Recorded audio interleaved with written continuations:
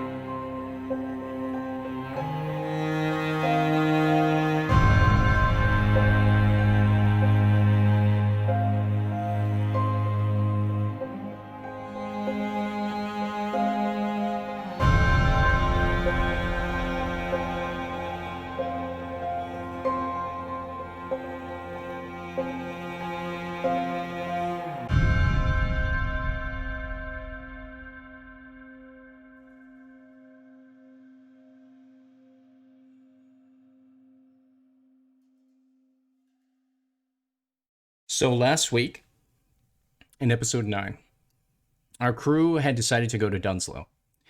They had met with Reaper's friend Marley. They had a strange encounter with a person by the name of Sergeant Velk, something about blue coats, being unsure of what was going to happen. Moving in on Marlene's fighting pits. And it was later revealed that, in fact, Sergeant Velk already did have a tie to the Dunslow fighting pits, in the way of he was the owner and proprietor. After which, the characters came upon a group of individuals known as the Toads in a small neighborhood known as Pond Street.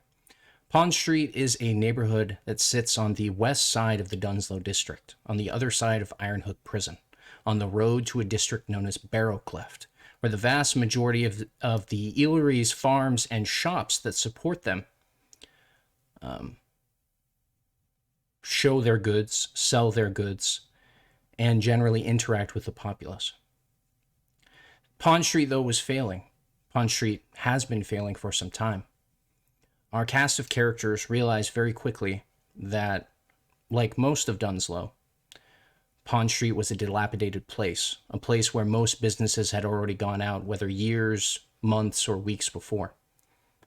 They came upon this crew known as the Toads, as I had said.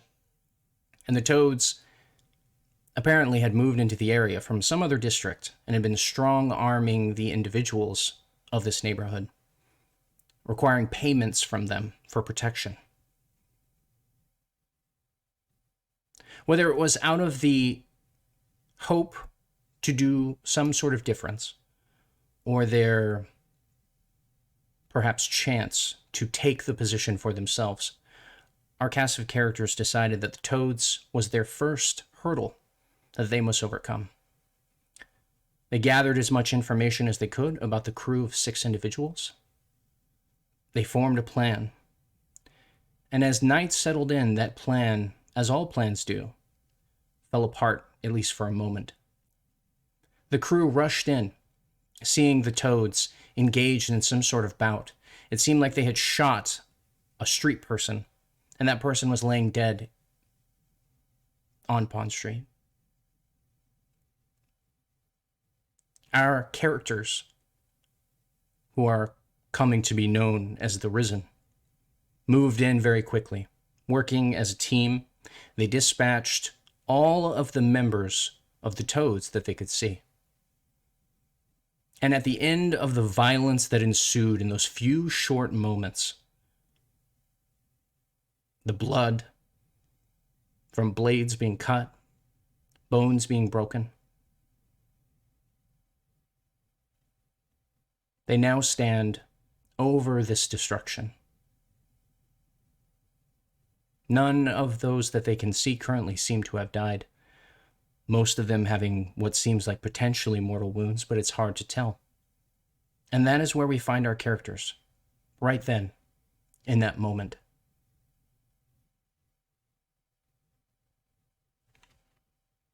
What are you all doing? Blinder, you had something? When I took down the man who was well dressed, he was lying.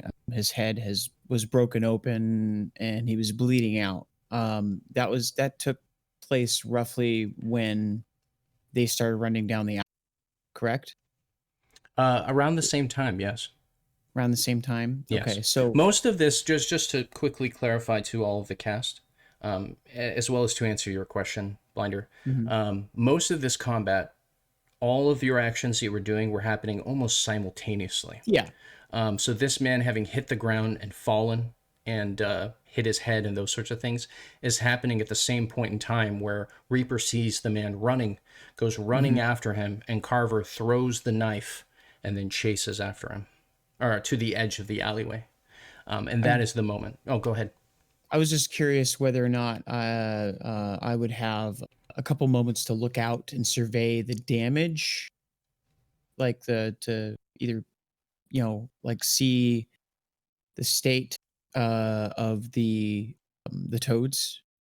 Okay. Whether or not they were dying. Even if it's just a brief glance, like when the man falls, I would look over and see where my companions are and what in they that had moment, done. once he falls, we'll say, for the sake of timing, once he fell, in that moment when you start to survey and figure out what's going on, because it seems like he's out of it, at least for the moment, he's no longer a threat to you, that's when you see Reaper run out of sight, as I had said.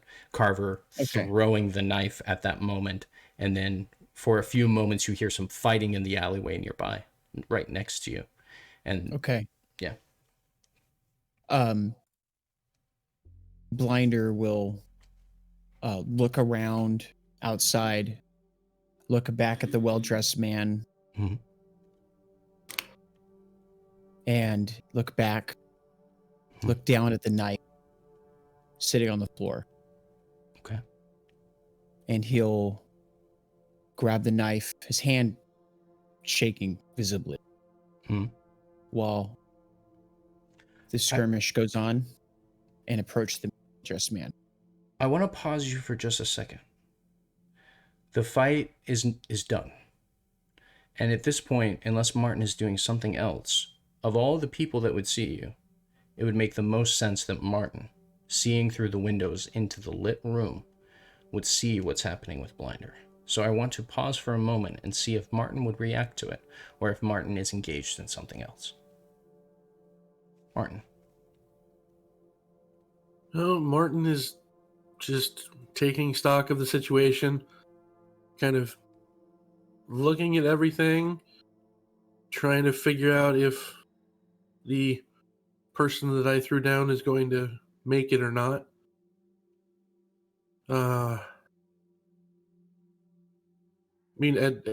See Blinder, do I see him looking kind of like predatory-like? Like he's more off than normal, or? Well, that's a discussion for Blinder, but I will tell you what I presume you at least see, which is in that moment, when you're taking in everything around you, you look down at the man that you had concussed, and he seems to be laying there dazed, like he's not getting up, at least for the moment. And then as you survey the rest of the scene, you see inside, and you see Blinder, and he is standing there for a moment, and then you see him reach down and pick something up. And after a few moments, you see that he's holding a knife. Unless he's holding it, are you holding it down at your side, Blinder, to hide it, or are you holding it like ready? He's holding it ready. He's I don't know if you would see the look on his face. You might see him shaking a little bit, like that could be adrenaline or fear or Right. whatever. It would make sense that he would Um, see your face because, as we had described, you were further into the shop and you knocked the man away from where he was counting the coins, so like towards the door and the window. So, from what I presume Martin would see through the window, is from outside he would see or potentially see a portion of the man, maybe his legs or something, but he would see Blinder very, very clearly walking the direction of the door, potentially to the man if he could see the man. Okay. So yeah, he sees the look on his face. He looks not out of his mind or anything like that. He looks nervous, scared, and but like he's mustering the courage to do something. Martin very quickly kind of sprints into the door and gets to that room as quick as possible. Well, it's a simple room inside So- of what was to presume to be the butchery. And so there's the only thing between you and him is the one front door. And so Okay. in a moment, unless Blinder's seeing the movement out, because you can see Martin almost as clearly as he can see you, if you're even choosing to look up. I'm going to say that Blinder actually didn't notice Martin. Okay. He was even though he was more focused on the state of the other people. Sure. He may have saw Martin, but not clearly which way he was facing. He maybe assumed Sure. that he was not that he wasn't visibly able to see. Okay. So when Martin comes in, it's going to be you'll see a visible shock, like gotten during the headlights sort of moment. I presume Blinder's plan was to like walk towards the man, correct? Yes. So he's definitely closer. So we'll say as you're taking those steps forward towards the man, the front door swings open, and now Martin's inside, and feel free to engage in role play or whatever the case may be. It's just like Blinder just looks shocked for a second. He's shut the door. Got you a live one there, huh? Don't do something stupid. It's not enough to just Whatever. knock them out. They will never let us go unless they think that we're capable of killing. It's not the top ones you have to worry about. It's the bottom feeders. Hey.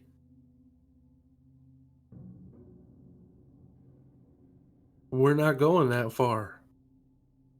We don't won't. have to. We won't have to. We went 4 on 6. We won. And I highly doubt any of them are going to come back, especially once we get the rest of the neighborhood on our side.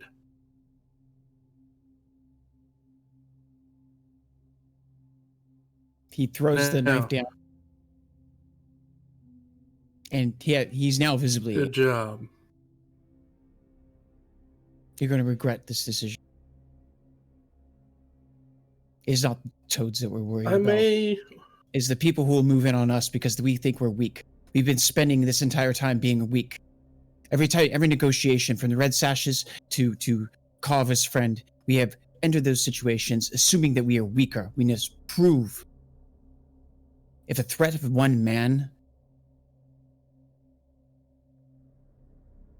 the death of one man can keep this neighborhood safe, even for a moment,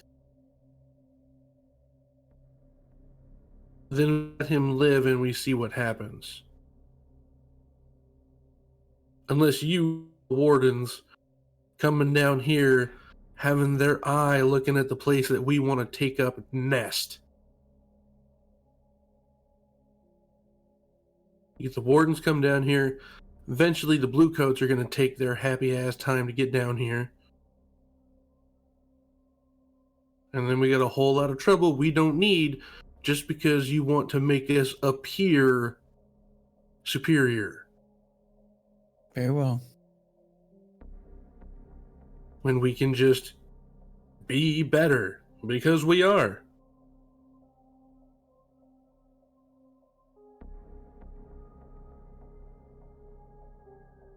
Martin will kind of turn and look at the guy on the ground and just be like, if you can move, get. He's unconscious. He ain't gonna get very much. I'm going to go somewhere. Blue coats will undoubtedly be coming at some point. Yeah, we should probably take off. He just turns and walks out the other side of the room. So,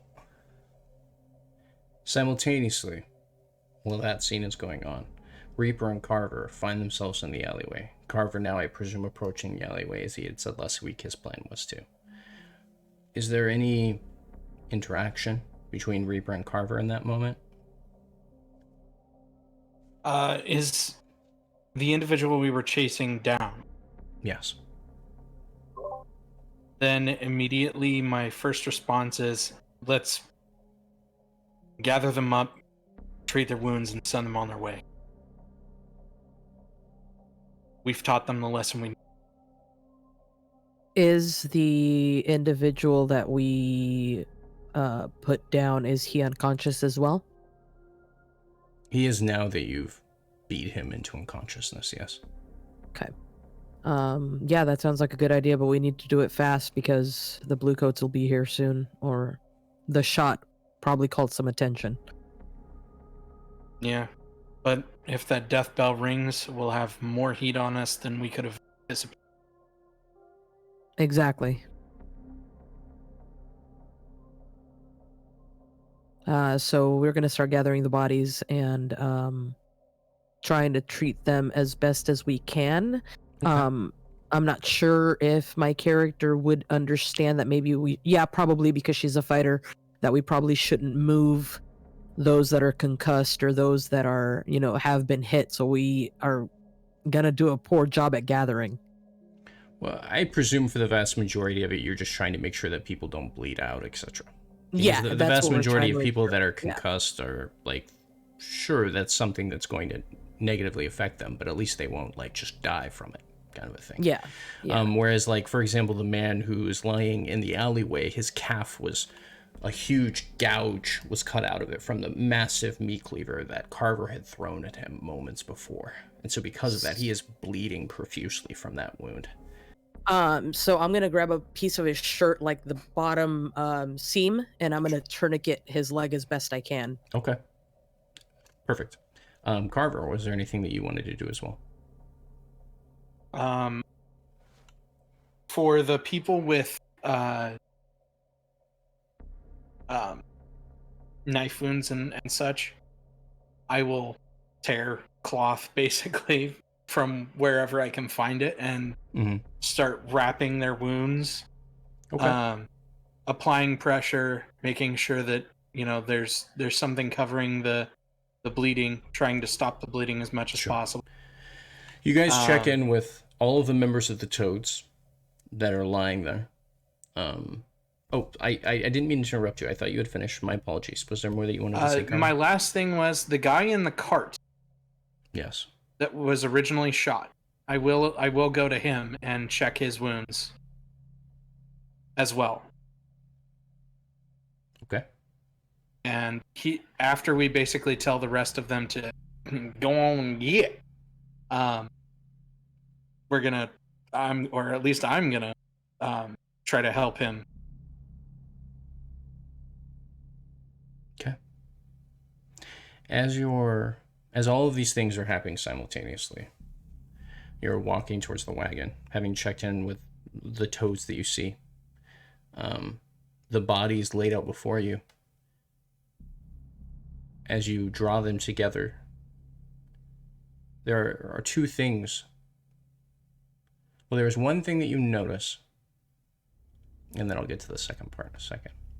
In that moment when you're bringing them together before you go and check on the man in the wagon, you realize that there are only 5 people here.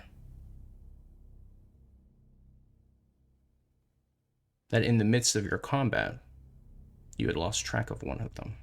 The 6th is gone somewhere. You don't see him. You don't see a body. You don't see a trail.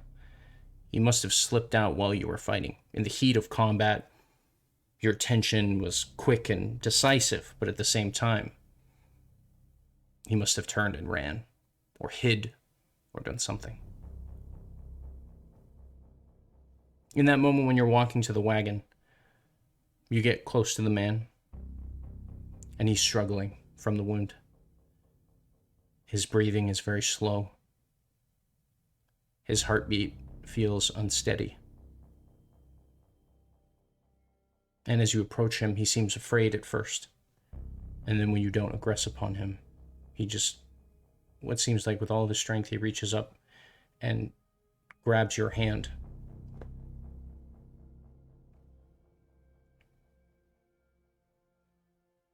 Come on, you're gonna... Just hold on. He looks deep into your eyes. And then his head falls back. His eyes go wide, and his body goes limp. Does CPR exist? You could try. I will. Okay. Furiously. Okay. What kind of roll do I need?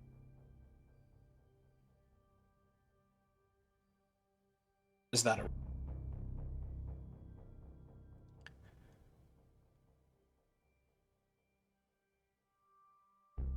Fixing him, as you start trying to provide medical care in any way that you can, you realize that there's very little that you can do for him.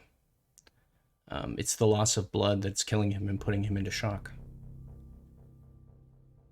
Perhaps if you'd stopped the bleeding sooner, earlier, before the entire fight had even happened, there might have been a chance for him. But in the moments that passed between when he was shot, when he was dragged to the wagon, and the fight that ensued, it's too late.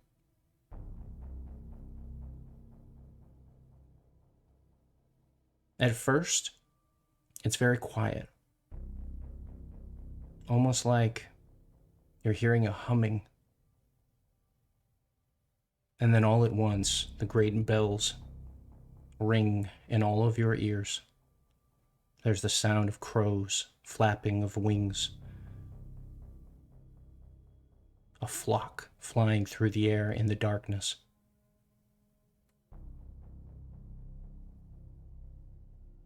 And you all hear it. This man has died. A gun was fired, so presumably bluecoats are on the way.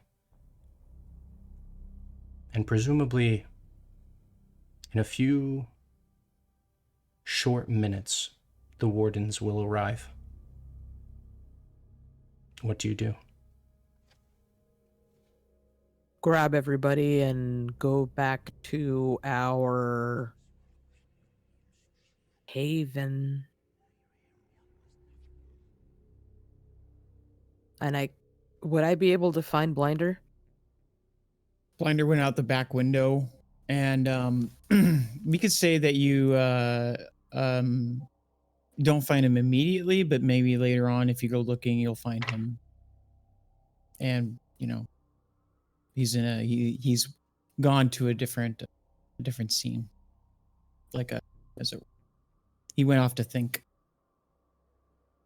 Blinder, you hear those bells as well, though. Yeah, I was curious about whether or not. Now I know that. Do I hear like when a person dies? Do I hear anything?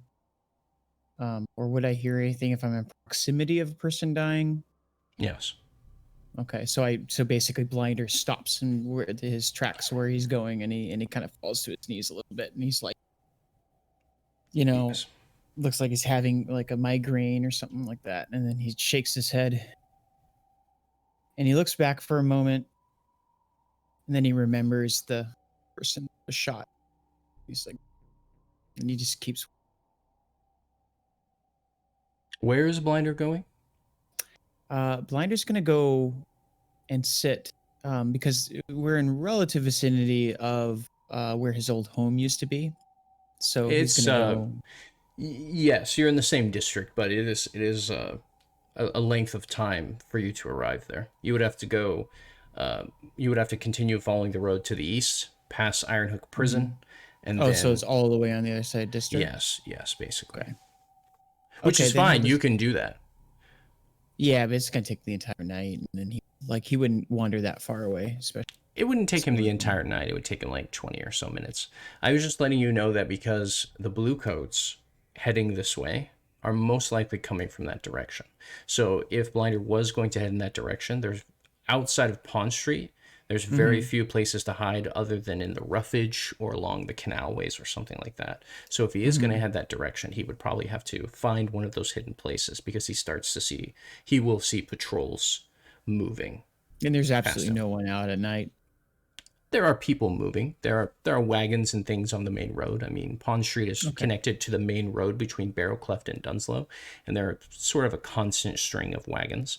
It's just it just so happens there's not many on the specific street that all of these shops are built onto. It's sort of they created a secondary street almost towards the canalway. Sure. Okay. He'll see the cops coming, and then he'll hide off, and then he'll just sit, and he won't. He'll stay there.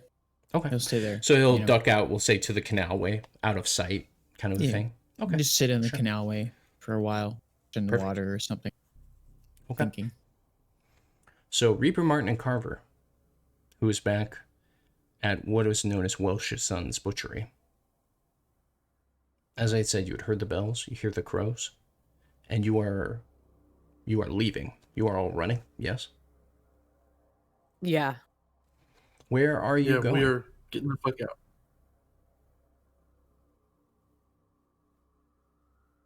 What was your question, Michael? Where are you going?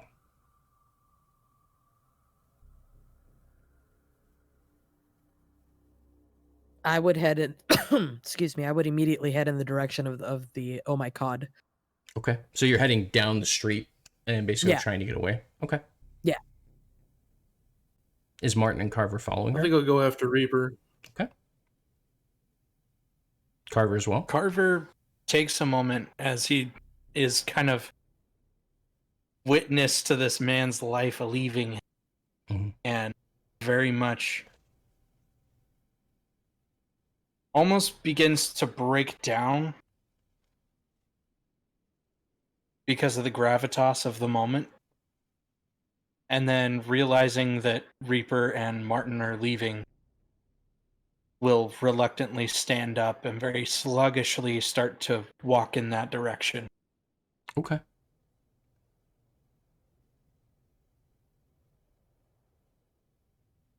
I will need a prowl challenge from Reaper, Martin, and Carver, or whichever skill you choose that is appropriate to hiding, disguising, whatever the case may be.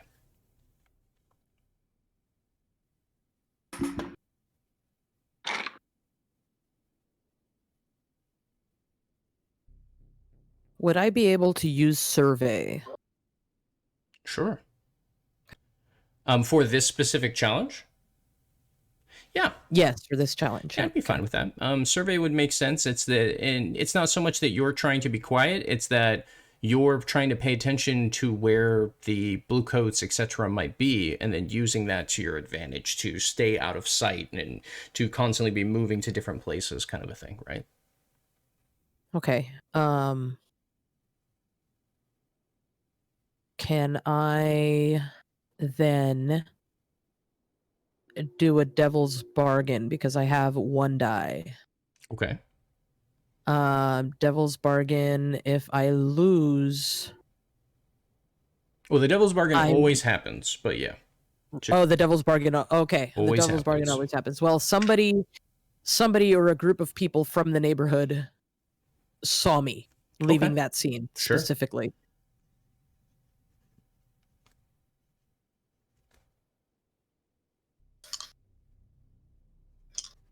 Yeah, I'm fine with that. Yeah, so I got a 4 and a 3.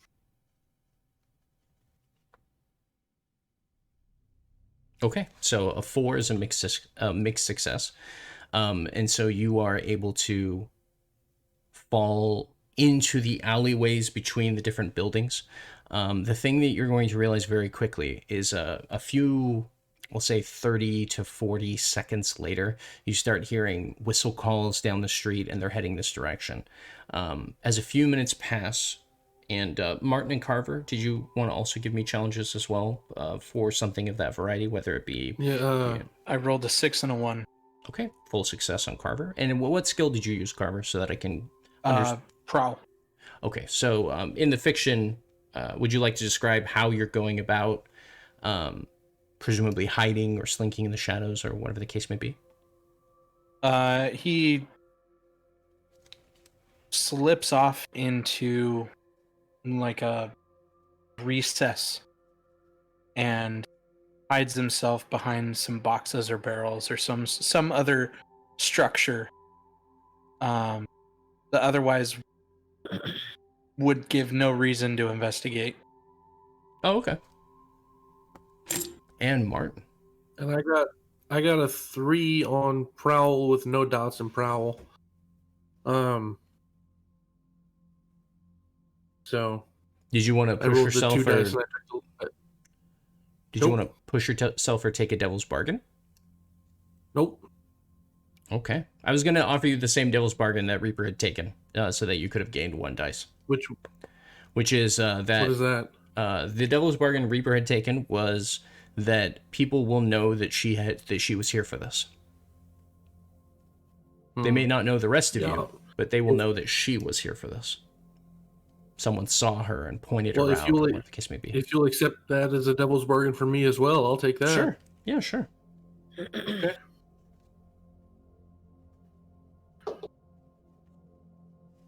Just because I have no stake in it. Hey, Quick, go ahead. Finish your... I got a 4. Okay, mixed success. So, what skill did you choose to use, you said? Is Prowl? Prowl. Okay, so how is Martin Prowl? going about... Yeah, I heard that. How is Martin going about, whether it be hiding, slinking the shadows, like Carver was using Prowl and basically found himself in a hidden nook and is basically out of sight and hidden.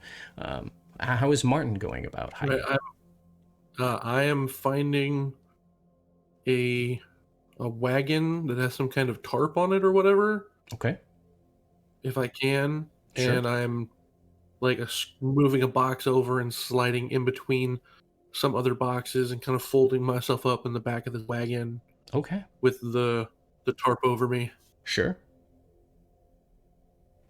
Okay. Blinder, you had said something, and I'll go ahead.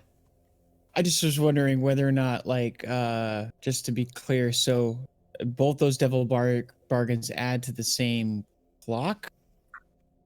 Or, like... Yes, it's going to be 1 clock for both of them. Okay, so, and that's, like, to see if somebody discovers or saw Reaper, right? No, it's that the devil's bargain is basically that I gave them each the dice, and that when people find out about this, they're going to know that both Reaper and Martin were for sure here for this. Gotcha. I was wondering if it applied to both. I was like, that's teamwork. Like, yeah. Yeah. Bonus die to see she gets caught. Yeah, right? Just checking. Okay, friends. We are going to now enter into a clock challenge. I'm not going to pull up the clocks on the screen, just because I don't want to take away from the immersion too much right now. But what we are going to be doing is that these first rolls that you had done based on what you were doing was the first rolls that you had done in the challenge. And so how we're going to go about finishing up the rest of this is that I am going to be rolling a fortune roll, basically every time that you all go through 1 cycle of rolling. And so what you are trying to do as a team is to fill a 6-segment clock. And what the people who are trying to find you and are searching the area are trying to do is fill a 6-segment clock.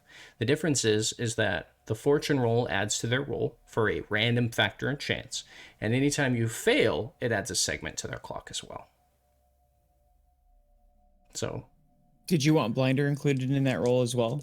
I'm know, presuming that okay. Blinder is, because he's off doing his own thing, he's not directly engaged in Pond Street and what's going Sure. on there.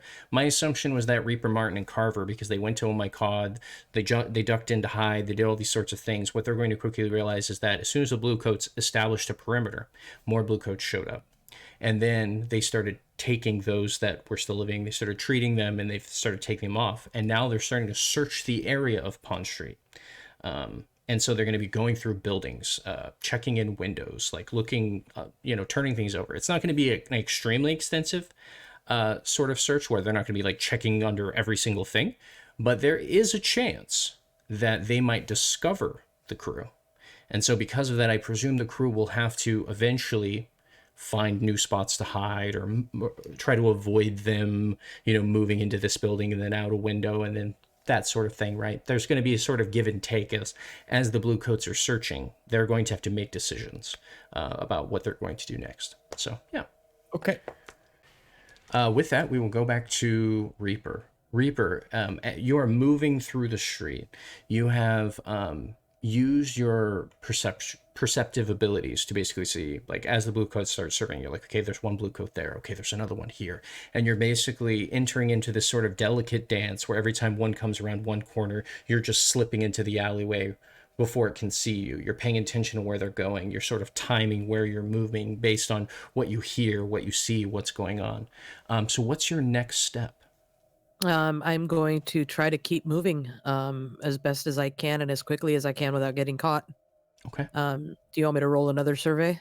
Yes. All right. You will all Got a be 6. rolling. Oh, perfect. A 6. Full Yeah. success. Very nice. You will all be rolling. So keep that in mind during this challenge. Martin, now. You found yourself in the wagon. At first, the Bluecoats don't notice you. One even walks by you. But eventually, they start saying, check through buildings, right? And a few Bluecoats actually come very, very close to you. It's starting to get to that point where you're kind of worried that you might get discovered underneath the tarp in the wagon, sort of set out in an alleyway. What is your next plan of action? Are you planning to change your tactic? Or perhaps dig in a little deeper? Or next plan of I would say my next plan of action would be to get out of the cart, kind of push the cart out into the street so it can kind of roll over into the next building and create a little bit of clatter. Okay. And use that as a distraction for me to turn tail the other way. Okay, perfect. Go ahead and roll a challenge for that. Okay. Can I apply wreck to that? Sure. You're trying to do maximum damage to the wagon in such a way that it creates a loud noise, etc. So yeah, totally. Exactly. Hey, I got a 6. Very nice. Full success.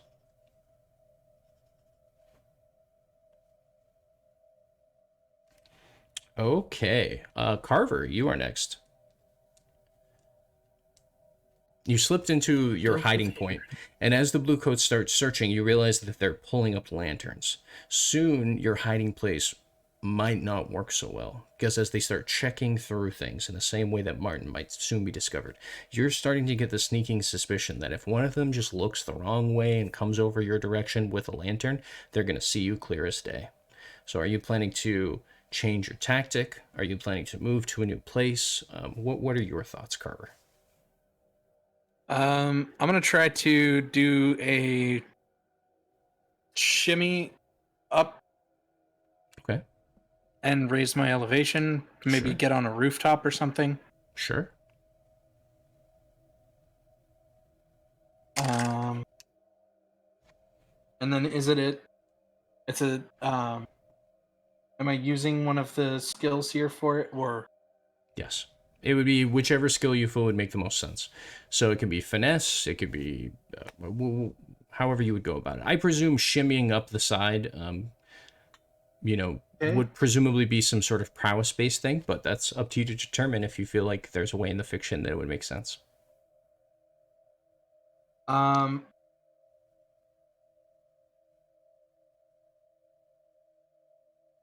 Yeah, I'm gonna use prowl. Okay. Basically, I'm gonna do like that Jackie Chan move up the wall. Oh, you're gonna like parkour your way up, but be sneaky. Parkour wall jump. Sure, yeah. But I'm also gonna use cloak and dagger to give me an extra die to the roll. Okay. That is gonna be a 4 and a 5. Okay, 5. That is a mixed success. Very nice.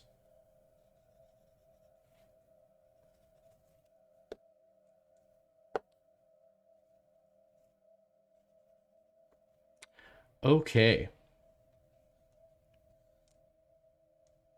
The Bluecoats have been surveying the area. There have been a few close calls, but so far none of you have been discovered or seen. For one last time, though, we will be moving around the group just to see where we're at. Reaper, we'll start with you once again. Are you continuing the same plan? Are you ducking into a building? I'm continuing the same plan for right now. I'm still trying to move forward as quickly as I can go to seek shelter. Okay. My ultimate goal is oh my god, but I will duck into a building if I don't have any other choice. Sure. Oh my god sits centrally at the center of Pond Street, and so because of that, there are a lot of people moving past it.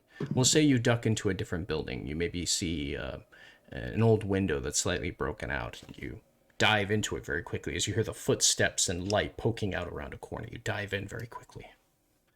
Okay, and I rolled a 6 again. Oh, very nice.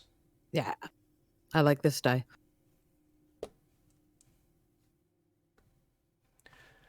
Okay. With that, Reaper, you dive into the building, narrowly avoiding cover. At that point, you hear a few whistle chirps go off, and they say, "It seems clear!" And then all of the Bluecoats start to spread out and start looking in different directions. They start heading down the road. A few of them are talking off on one place. At this point, more of them move back to the main group. They're starting to head now into the building for the one man and see what's going on.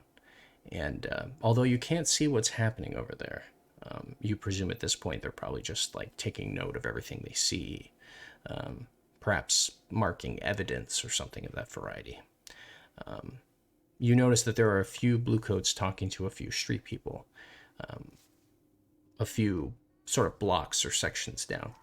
And so because of that, you presume that if they had found you and you were hiding, they might have presumed the worst. You're unsure. But in this instance, Reaper is ducked into the building. Martin, I presume at this point you're probably doing something very similar. You head the other direction. Where do you head from there? Do you also duck into a building now that it seems roughly clear, but if you remain in the street, perhaps you might fall under suspicion, or what are you thinking? We're trying to make it back to oh my god.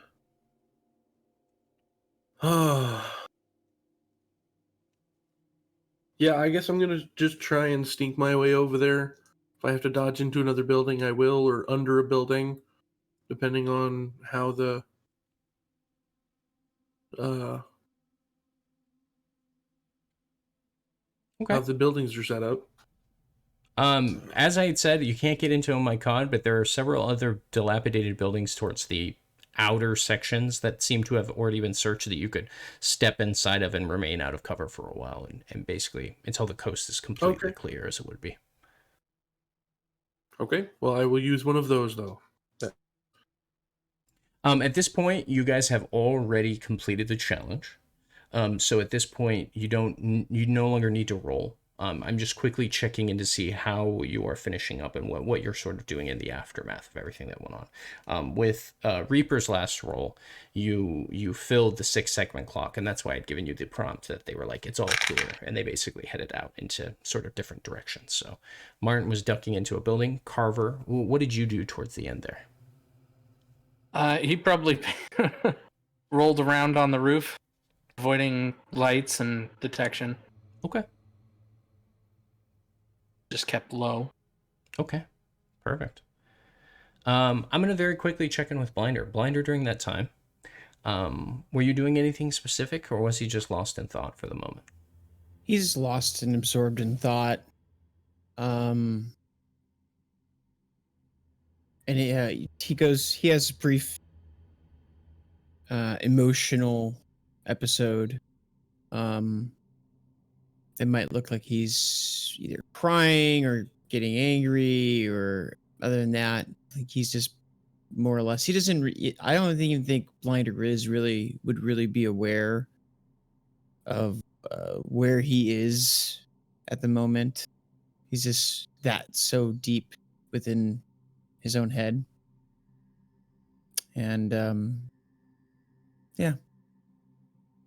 The only thing he's listening to is obviously the echoes of ghosts and things like that he can't really shut out. Okay.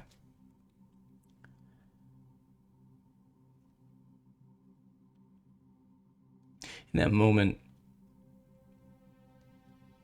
while all of this is happening to all of you simultaneously, you all find yourselves separated. But very quickly, I want to focus in on one person for a moment. Martin, you found yourself in an old building. You ducked in the side of it and didn't know what it was. And as you found yourself inside, you realized that it was a normal sort of store at one point. And then it seemed like someone tried to turn it perhaps into a small tavern, a pub or eatery or something of that variety. It's a very simple open room with a back section that seems like it would potentially be used as a storeroom of some variety. The tables are set out but are broken. The glass is shattered on the floor from old glasses. Presumably some kids or some other wretches of some variety came in here and trashed the place.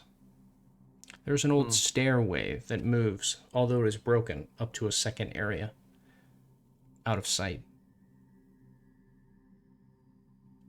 And in your time growing up with your family, something that only you would notice, you realize there's a peculiar bulge in the floor. Something most buildings wouldn't have unless the foundation was broken or ruined. But your history and your family, you know that such spots are perfect hideaways for goods or jewels or whatever the case may be.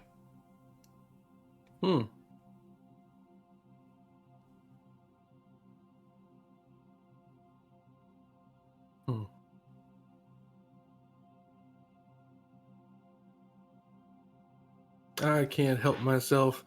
I have to investigate it. You walk up to it, and as you start looking... Go ahead. I was going to say, walking around looking to see if I can see the telltale marks to where they pull the floorboard up. It's in the back section, No. Not in the front area of the shop. It's in the back section, presumably where the storeroom would have been for the shop, or perhaps a kitchen area if someone wanted to turn it into that. But it's on the floor. At one point, you can see by an old dust mark that laid there, even though there's much dust everywhere, by an old sort of stain and dust mark that someone had put something over the top of it. And as you go to it, breathing down onto it, very thin seam in the board between the areas becomes evident. There is something underneath. I will pull out a little small knife, wedge it in there, and kind of pop it out. You wedge the knife in, What do I find? As you pop it, the section that opens before you is much larger than you had expected. It's not one board, it's several, on a hidden hinge underneath the floor. And as you pull it up, it's almost like a storm cellar lid comes lifting up. Underneath, you see a stairway.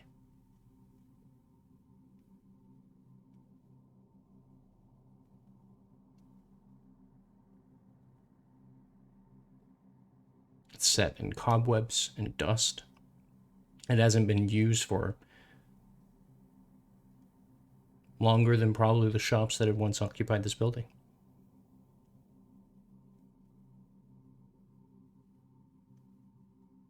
I'll take a gander down there. It's dark. With a lighter, matches, and your trusty oil lamp, as you had once used, you're able to quickly strike a match, light it, and you head down into the stairway. Mm-hmm. The stairs are head down. stone, but the tops of them, boards have been set over them. But the board is creaked and broken from age, cracking.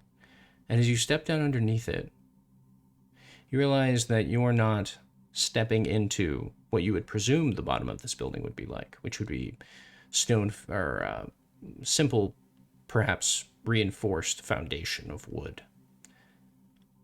But it is walls beset by brick, stone. And as you go down into it, even though it is only so tall that your head almost touches it and you have to lean down a little bit, you find yourself in a sort of hallway. The hallway leads down for a time,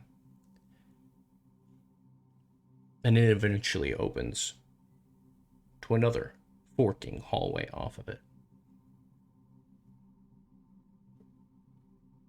Within your immediate vision of the lantern, you see several doors, old wooden doors.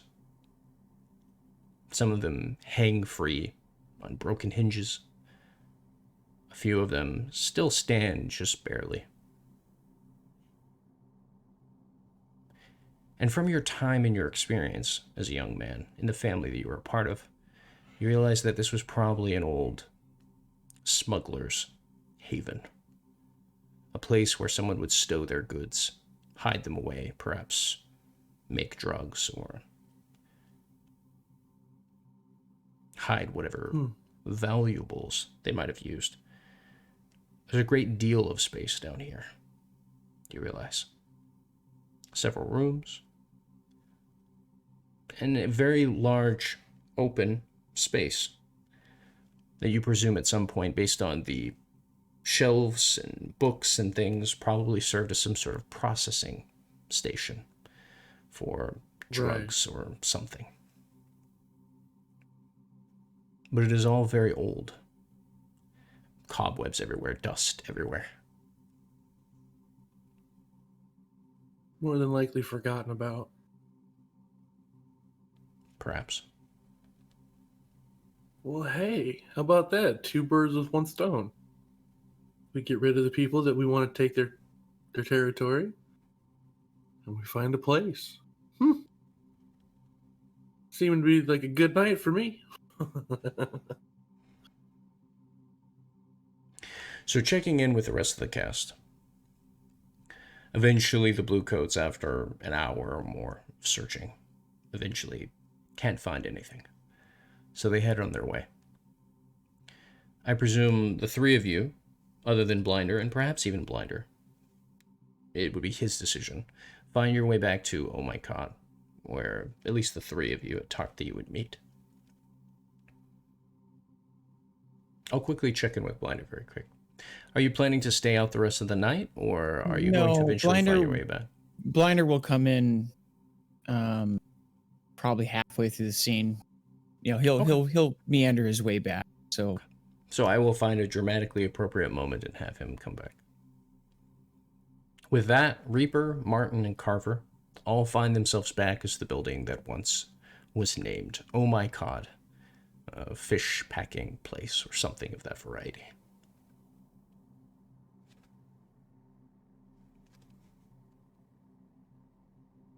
I'll say that Martin hasn't arrived just yet, but Reaper and Carver are there.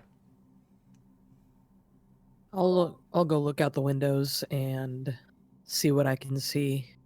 If anybody's approaching, things like that. I'll keep a watch for probably, it's about 20 minutes, just making sure that nobody's coming towards us or the Bluecoats aren't coming to interrogate us or anything.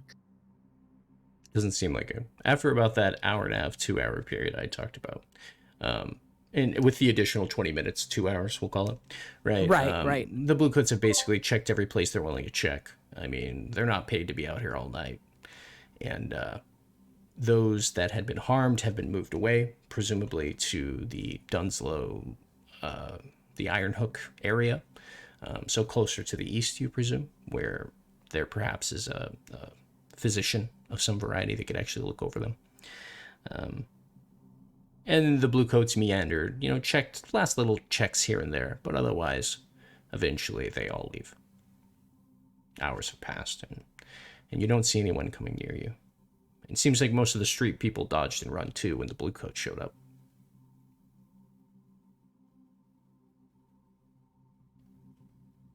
Reaper stands at the window, occasionally peeking outside. What is Carver doing? Carver is going to go to the top of the building, and he will basically keep a watch, but he will also kind of brood because he feels. So Carver is not returning to Oh My God, or is he going to the top of Oh My God, and that's where he's going to the top of Oh My God. Okay, so he goes outside, climbs up an old steam pipe, we'll say, and then heads up to the top of the building. Yeah. Okay. He's feeling very guilty, so. Okay. We'll say a short time later. As I had said while you were gone, Martin, about an hour and a half, 2 hours now has passed, and Martin finds himself at Oh My God. Upon entering, he sees Reaper in there, sort of hiding in the shadows, peeking out the window. He doesn't see Carver, though, currently, or Blinder. Hey, Reaper. Yeah.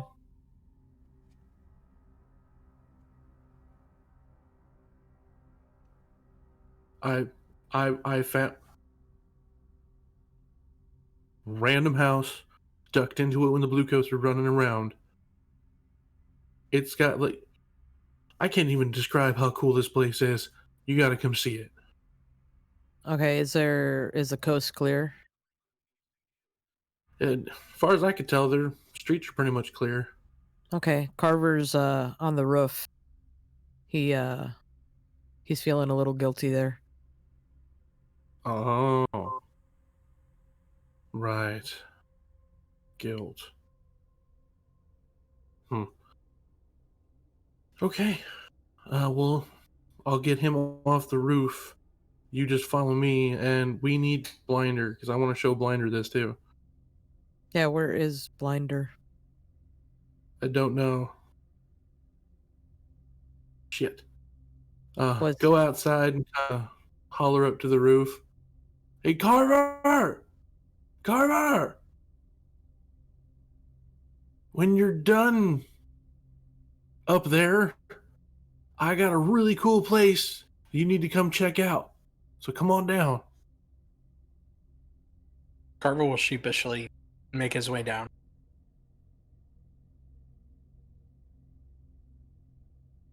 So, I mean, do we wait for... this fuck? Do we wait for Blinder, or do we just go?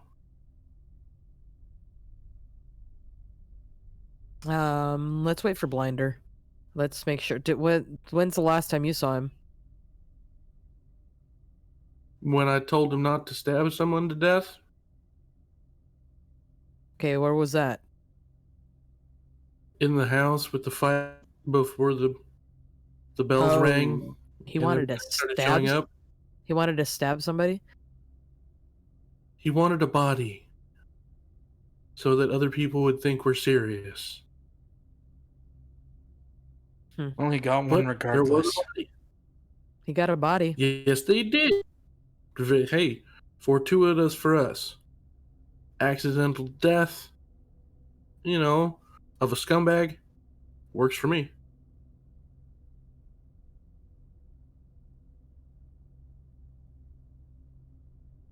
All right, let's search around. Yeah, let's search around real quick and then meet back up here in like 15, 20. All right, that sounds good. And then if he's still not here, he's still not here. Okay. Blinder, leave a from note. down the darkened alleyway that he is standing in on his way back to Oh My God, sees the three leave the back of the building into the alleyway, spilling out and heading in different directions. What does Blinder do? Blinder will stop and probably looking for me.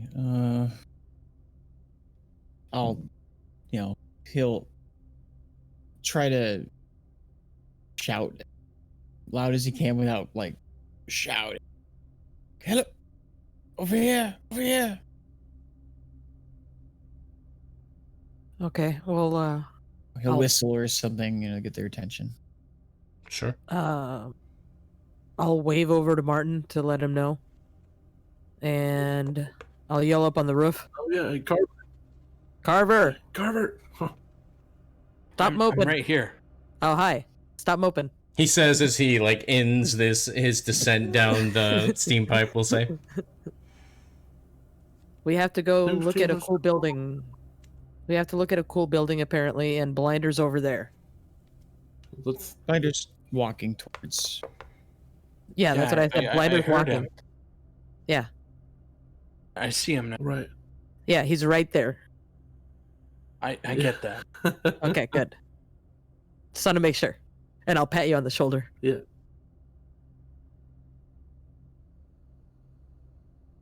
Blinder Okay, will so walk up. once we... Hey, so good you came back. I randomly came across this place that I think is going to be perfect. Like, absolutely perfect. So come on, let's go. And we'll take them back in kind of a windy path how I took to get here, so that way I can remember how to get there, get back there. So all of and you take them to show them the... So all of The you follow sequel. Martin through the winding neighborhood of Bond Street. The several stacked buildings all around you, dilapidated and falling apart. As you eventually sort of end your journey through this neighborhood, you find that you are on the farthest northern side of the neighborhood, closest to the canalway. The closest that Pond Street comes to the canalway, basically. And you find yourself standing nearby a building. If any of you check the front of it or peek around, you see that the name set on this building is the Pond Street Pub. And it seems, once again, as many of the old signs do, like it's rickshaw and broken, aged and weathered from wind, rain, the sweeping current that comes across the canalway. And the building doesn't seem like much, really. It seems like at one point the building perhaps served as many things. It could have been a shop, could have been at some point it was obviously a pub. You enter into it, it doesn't look that special. There's a stairway up on as you enter. If you're going, are you going in the front door, back door? Where are you taking them in, Martin? Back door, more than likely, as that was probably the... You enter in through the back door. That was left sort of slightly ajar, we'll say. And you come into a back area that seems like sort of a storage room. You see an open doorway into a main hall sort of space with old tables that seem broken, glass laid across the floor, foundation pillars, of course, holding portions of the building up. Just barely out of sight, you can see the end of what looks like a staircase on the far side that leads up, you presume, to the second story or something. Martin, do you immediately take them to the sort of secret entranceway, we'll say, or do you let them walk around the building for a bit? I let them walk around a little bit, just kind of giving them like we could put couches over here, we could table, put it up over here, and then we basically just walking around doing like interior design. Oh, sure. Kind of things. So Martin goes off on the spiel, and you're seeing a very underwhelming space, really. Extremely underwhelming.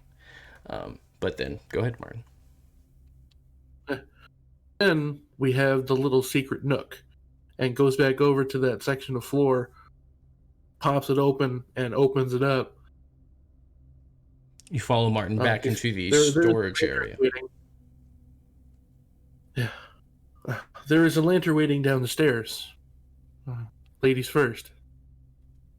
All right. I'll go down the stairs, making sure I'm not going to fall over anything and die. The stairs are dusty, as I'd said. Hold up, I have a thing I'm going to do real quick. Okay. So right as she's at the bottom of the stairs, I'll kind of hold Martin and Blinder back for a second, and then I'll slam the door shut and just kind of stand on it.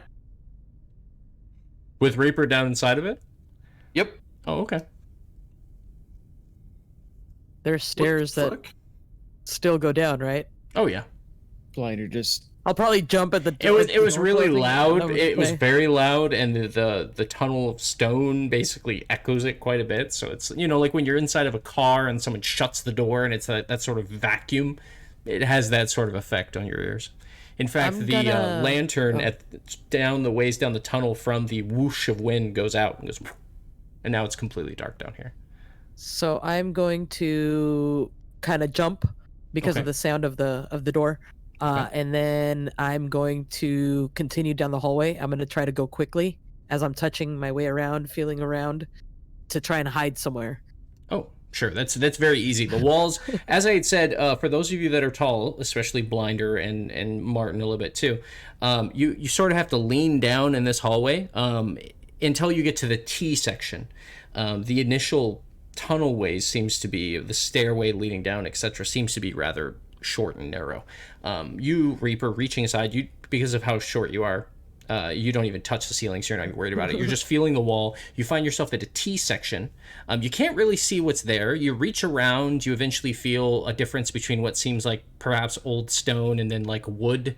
You find one open sort of area entranceway, we'll say, to one of the sections where the door is broken or gone, and you slip inside, we'll say. All right.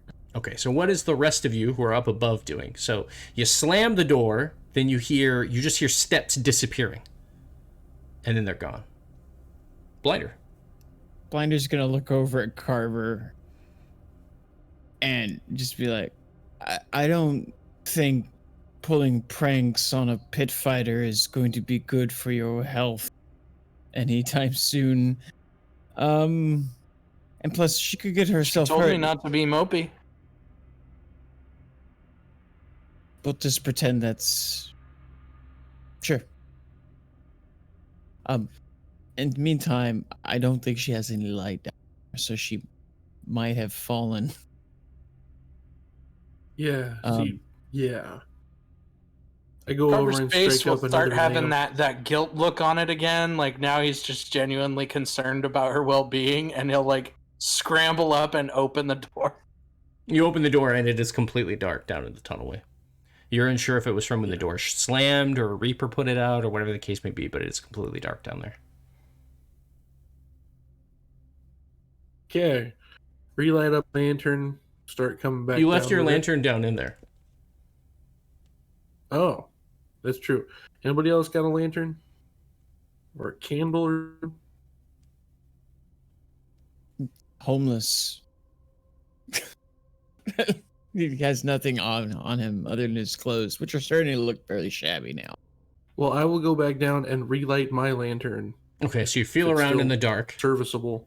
You end up kicking it a little Yeah. bit, but we'll say, I'm not trying to be horribly mean here. I'm not going to say you like crunch it like glasses in the dark or something. You end up kicking it for a second. You're like, oh shit. Like I'll presume you're being very careful so that you don't just step on it unless you're just sort of trudging down there.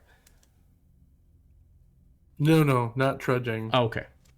So then, yeah, you find it. You're able to relight it very quickly.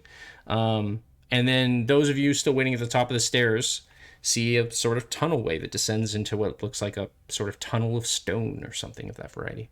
Stairway leading down to it, and it disappears off. You can see a faint light coming from sort of around and down the area that leads down. Blinder will go last. But before he goes, does the underside of this trapdoor have like a lever or something, or if it closes, does it look like it could be too difficult to reopen from the other side?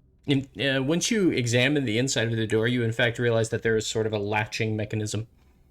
Okay, That, like, so- actually, when you come in last and you drop it down, you notice the latching mechanism. You're able to sort of set it into place, and then it seems like it catches onto a section that it just locks into. Sure. Blinder will close the door behind him. Okay. And go down. So as I said to Martin before, and I'll say it again, you enter down through this short tunnelway, reaching down your heads for those of you that are tall, until you eventually come to a T section. You see several rooms, broken doors, and such. There is what seems like a rather large door down one section, but it is now open. And beyond it, as you see Martin walking out of the light, beyond it is a very large open space. There's this definite vibe from the space, as I had said before, that it looked like it was a place where people kept cargo, or Martin recognized it most definitely because of his experiences growing up. But it definitely looked like people used this as some sort of safe haven for smuggling accoutrement, whatever the case may be. Just if we wanted to get into business, we refurbish this a little bit. We got us a good working space.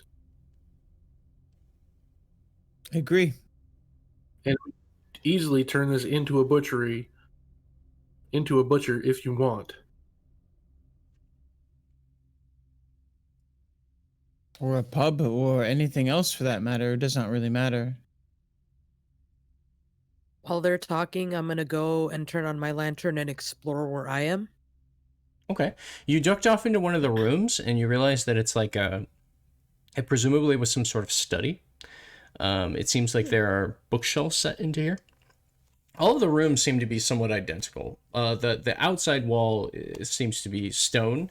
The inner walls seem to be basically a mixture of like brick at places and wood at others, as though people built these rooms into the space, as though the entire space might have been at some point just much larger, but they decided to cordon it off into sections. But yeah, it seemed like some sort of study. There are old sort of the crumblings of paper. There's some old books on poetry, history, different memoirs, well-known memoirs in the world written by scholars and rulers and things of that variety. Hey, Blinder. You hear a voice appear from one of the rooms, and as you peek, you see a light coming from one of the rooms of the several. Walk in, walk towards that room. Mhm. Hello. He doesn't have a lantern with him. Oh, I'll put out please- the lantern in the hallway so you can see.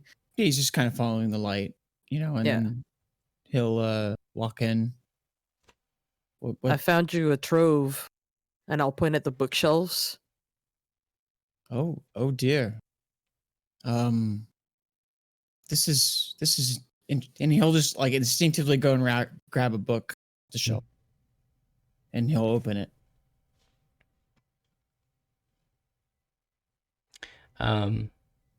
He opens. Is it a specific book he's looking for, or just literally just first pulls a book. random book? He's not even thinking about it. He's just like, We'll say he pulls dictated memoirs of the emperor. It is a series of lectures that he had given to his court. Basically, in a sense, it's note-taking for his sort of edicts to the land and things of that variety. There are also specially dictated sections, as though he had a person basically in private, you presume, write down his thoughts on the world, write down his thoughts on the you presume, based on what you're reading very quickly, that it seems like this was written before the conquest of Scotland was completed, because he keeps referencing things about his current strategies, his current plans, what the future of Akaros could be, what the empire could be. There's all these sorts of grandiose gestures in his word, talking about this world that we would build if we were all one. These sorts of ideas. So you presume the book is somewhat dated to at least 4 or 5 or more years ago.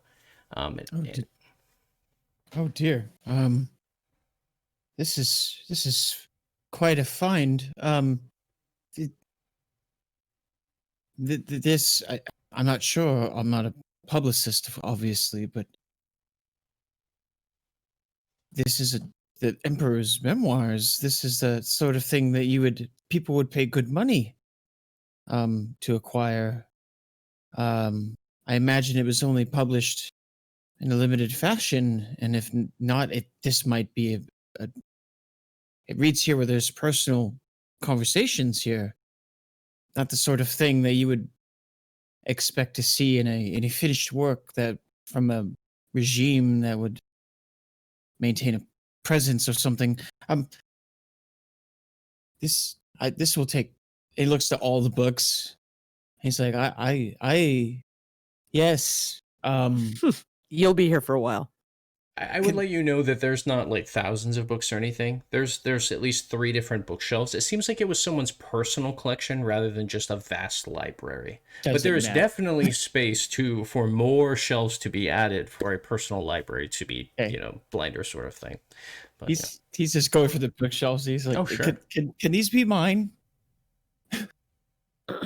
I am the literate one. Yep, I don't have a problem with that. I'm sure nobody else is going to have a problem with that either. I'm gonna This pause. can even be your own room. I don't want to. Sorry. No, you're fine. Please continue the role play. We had hit a pause point, so I thought you guys were done. But please continue if there's more. It's fine. He'll walk out with a book in hand to Mr. Martin. I'll follow him since he doesn't have a light. This was a good find. This place, yes, I do believe this is excellent work, Mr. Martin. Well, thank you. So Comes from a. I just want to prompt and check in real quick. What is Carver doing during this time? Does Carver go exploring, or does he just wait with the group? Carver's kind of sitting out because you had said that this was a bar or something of the nature. Yes, the upper floor looked like the last sort of incarnation as a building was a pub. I'll look around like the pub area and see if there's anything left of what once was there. It seems like just to simply answer, everything in the upper floor seems like probably kids or people had just sort of ravaged, taken anything that might have been worth any amount of coin, wrecked the rest of the place. Glasses, the fragments of glasses you're seeing are, larger section of them turn out to be what you presume to be pub mugs or something of that variety. It's either that someone left this place in disarray and then it got worse, or it's that something happened here some time ago before it closed and they just decided to never clean it up, and then since then it's gotten worse. But there doesn't seem to be any sign other than the broken pieces of things that would denote any sort of leftover remnants of the business this once was. That in mind, he'll probably continue to explore the downstairs and kind of inspect for anything useful he can find, anything of interest. So you mean back down through the sort of secret passage, or do you mean, because there's the entrance floor you guys came into in the pub, there's the upper staircase, and then there's the hidden, we'll call it the hidden,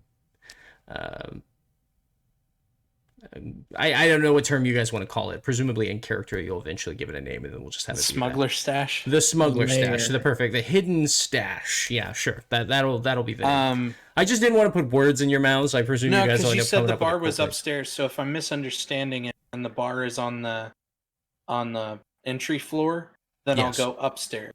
Yes. So you go upstairs, and so it's basically 2 floors.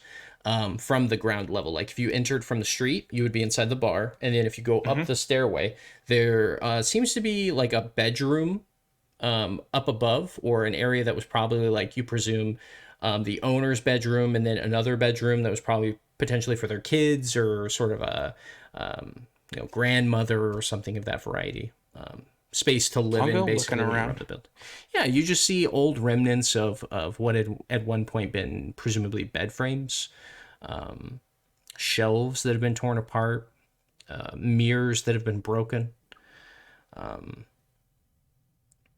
Yeah, there's an additional room upstairs that served as what you presume is like a bathroom. Not plumbing bathroom, but like a space where people would wash up. So there's like a bath in it. Um, and you presume that the pub might have had some sort of uh, perhaps inn type, like perhaps they rented out the room or and then, people could take baths there or something of that variety.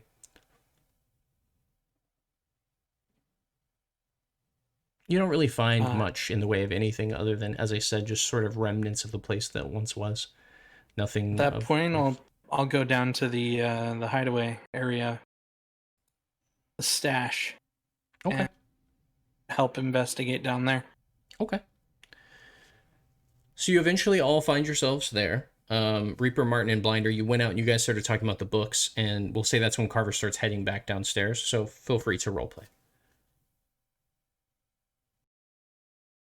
So Blinder found his happy spot. Oh, Yeah, there's a office back there with books in it. I don't know if I'm really, quite frankly, like the stone enclosure. Not exactly the happiest, but I think it will do. More lights, though. I'll definitely need more lighting down here. Well, I mean, you don't have to have that room in particular. I was just saying if you want the room with the books, that'd be great, but I'm sure we can make more space for other rooms. That can be a study. Yes. But I agree that the question is we have all this storage space. This will of course have to facilitate our business, but what are we going to be doing? Running a think- bar. As a front, yes, but we have not. We know what our objective, right, is to bring prosperity back to presumably Pond Street, if this is where we're going to be. But other than that, how? Well, I think starting at a bar is a good place to start. That's where you build community in the right way, and we can hire more people from the community and have them prosper that way, uh, and do our own work on the side without anyone being the wiser. I think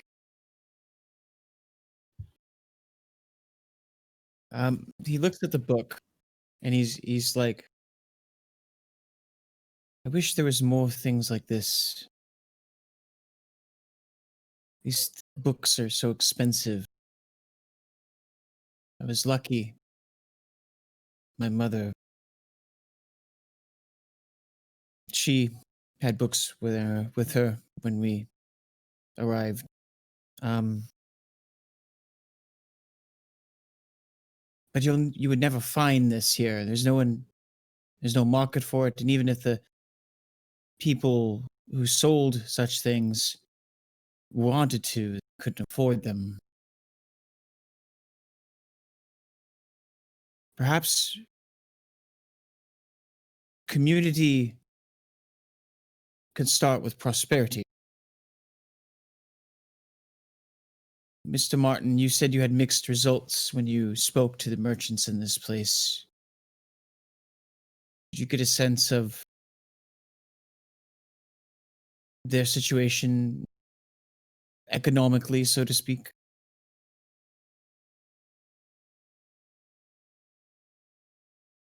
They didn't want to be pressed for money that they didn't think they would need to pay. Because they're already paying the other people. Now we just uprooted them, which means we need to go knocking on a few doors. We got to let them know that we're here. Perhaps they're right. Perhaps we've been thinking about this a little wrong.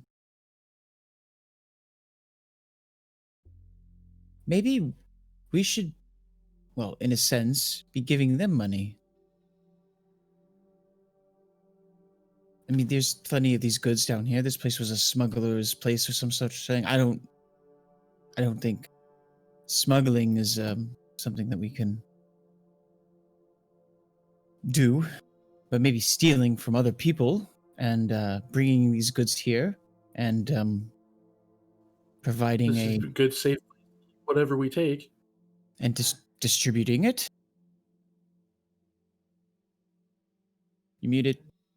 I said I agree with this. That was kind of the idea. I just happened upon the place. That's some good detective work by accident. Hey, them Where's Waldo books are paying off. And I'm sure that even if it was, as long as it was cheaper by significant amounts, they would still be willing, and we could fund our own efforts to continue growing and expanding, and then we could set our sights once we have finances coming in to accomplishing our goals, such as finding the person you're looking for. Well, things that we had discussed. Yes. I think that I'm gonna go read, and he'll grab the lantern from Reaper and turn around and walk off, just muttering to himself. Well, I think we like it. I think he called it and approved. Okay. Carver, So, What you, in Carver? your exploration, very, very, very quickly, because he had said he was going off to explore, correct? Yeah. Yes. So while this conversation was going on, Carver had gone off to explore. And as I had said, it's a very simple area. Several rooms and different things. And then as he walks into the much greater space, this big, large room that, as I said, Martin may have perhaps pointed out, it seemed like at one point it was a processing place of some variety, perhaps where they had processed something, drugs, whatever the case may be, or as a storage location. Everything, as I had said here, is missing or really gone. There's nothing really of value left, other than what it seemed to be the books that Blinder had found. And as you move through the large space, having looked into the other places that were simple rooms, on the far end of this very, very large room, you find a panelway. One of the walls is sort of a different color. A section of it is, you realize that there's a bit of air that might be traveling past, and it sort of discolored this section. And you open it up and you find another passageway. Do you follow the passageway? Yeah. You follow it, and eventually it comes to an end. And at the end of this passageway is a large sort of reinforced door. And as you open it, if you open it, do you? Mm-hmm. You open it, and on the other side there seems to be a section of wood. And as you push that wood away, you see that you are peeking now into the actual canalway that passes past the district.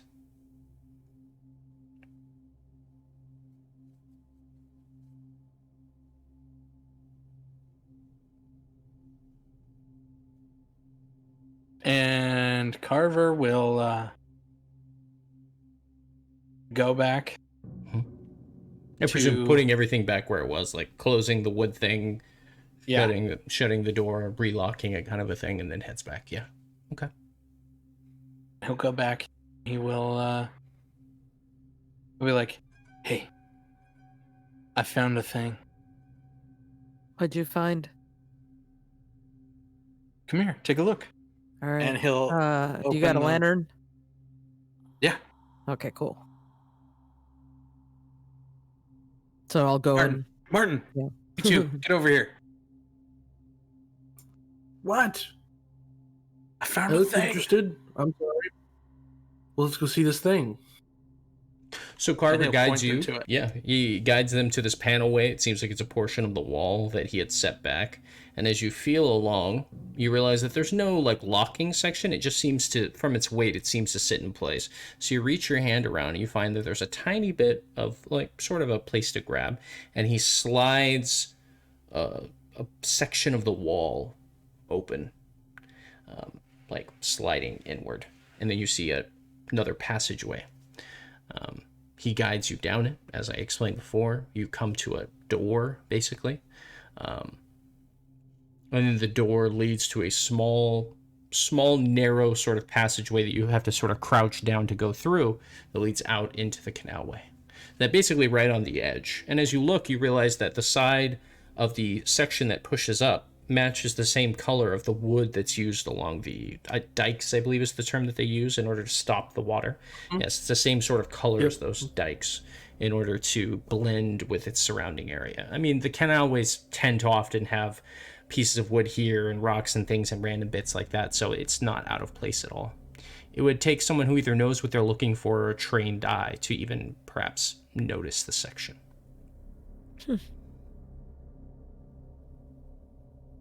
So now we have an escape route. Or a smuggling route.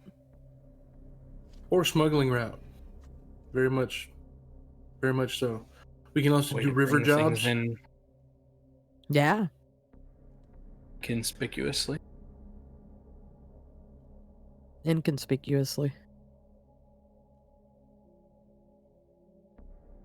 I'm gonna go back in and go tell Blinder about our canal thing. On your guys' way back in, I have something else. Blinder, you went back to the room with the books, yes? Oh, yeah. So you go back into the room with the books and you're going through the bookshelves and you realize on one side of the wall there's a stone section there behind one of the bookshelves. And you realize that the wall is behind one of the shelves is actually wood. You see brick and stone, and you don't notice it because the bookshelf is rather large, but you realize it because you're pulling books out. Behind the sections of books that are now missing, you see a wood wall panel, something like that, behind the bookshelf. Without moving the bookshelf, he'll take the books off and start stacking as though he's trying to reorganize. Sure. You know, he'll keep the door slightly cracked so he can listen into the hallway when somebody starts coming back up the hallway, and then he'll look on the side of the bookshelf and try to figure out what it is. It looks like at one point it had been some sort of false wall or something. There's the remnants on these walls of what looks that old style textured wallpaper, and it seems like it's been torn away in large sections. So you presume that this is probably what also hid this panel. Was now that the wallpaper has chipped and fallen away from air and dust and things of that variety over time, or whatever the case may be, it's pretty evidently here, unlike some of the other sections. And as you push past the books, you realize that the bookshelf doesn't move or anything like that. You would actually have to slide the bookshelf out of the way in order to move it. But now that you've removed all the books off of it, it's much easier to do. It's easier to do. So you slide the bookshelf? Yeah. You slide the bookshelf, and you find that the wood panel slides also, as though it's on hinges of some variety. Oh, he'll grab the lantern and take a peek in. You slide it to the side, and immediately there's no distance between what's behind it and what's there. And you see a massive metal door set with a large lock on it, like a vault. Oh, shit.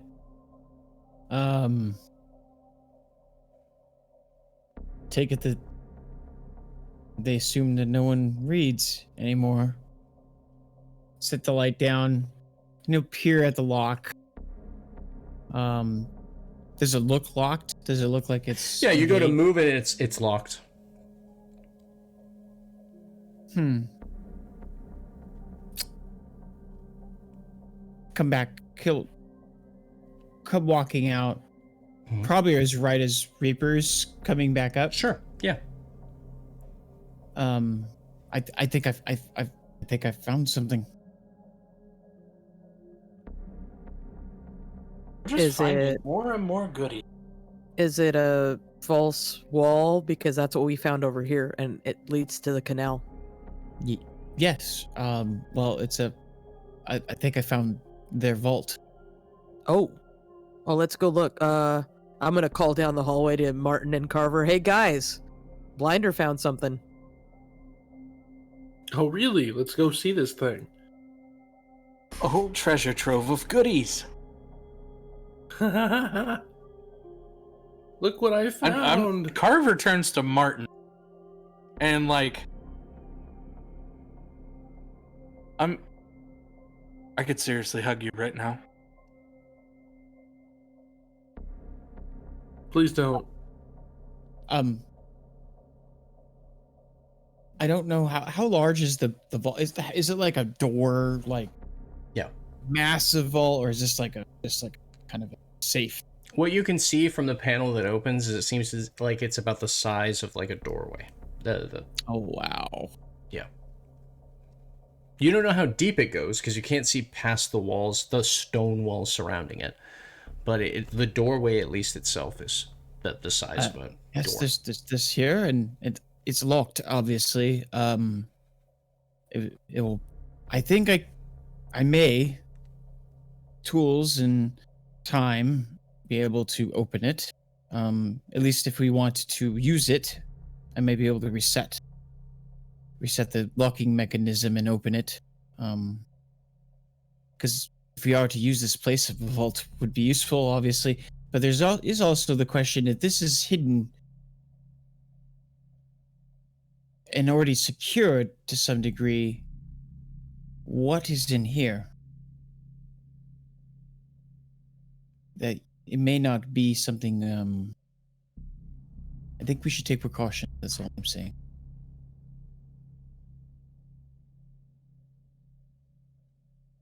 Or I can get my demolition tools out and we can break a lock. I don't really know if an explosion in confined space like this would be a wise idea. And It doesn't have an explosion. but it would largely render the vault unusable if we were to blow. I can break the lock, That's what and I we can was replace suggesting. the lock. Oh, well, you said you were getting your Yeah. demolition tools. Yeah, as I did with the last chain and lock we came across. Oh, you're talking about bolt cutters. Yeah, because demolition tools does not. Very Please quickly, go ahead. I didn't want to interrupt the roleplay, so I figured I would prompt you all. Something Martin would immediately recognize from his time, as I had said growing up. This is a heavy-duty vault. This is something that's extensive and would take time. And from your experiences in demolition, it's not a night of work. It's not even a week of work. This is a several-week job. This is going to take some time, Right. the right tools, and probably some coin in order to break into this thing. I mean, there are quicker ways to break into it if you wanted to, but as others had said, you know for a fact that would render it at that point useless. And sure, you could replace the door, Right. but then that would mean inviting other people down into your secret hideaway. Right. I think That was something I wanted to say. But yeah. I think between Mr. Martin and myself, I think we will be able to open it eventually. It's gonna take weeks, bud. Well, No, I know vaults like these. I've seen them before. It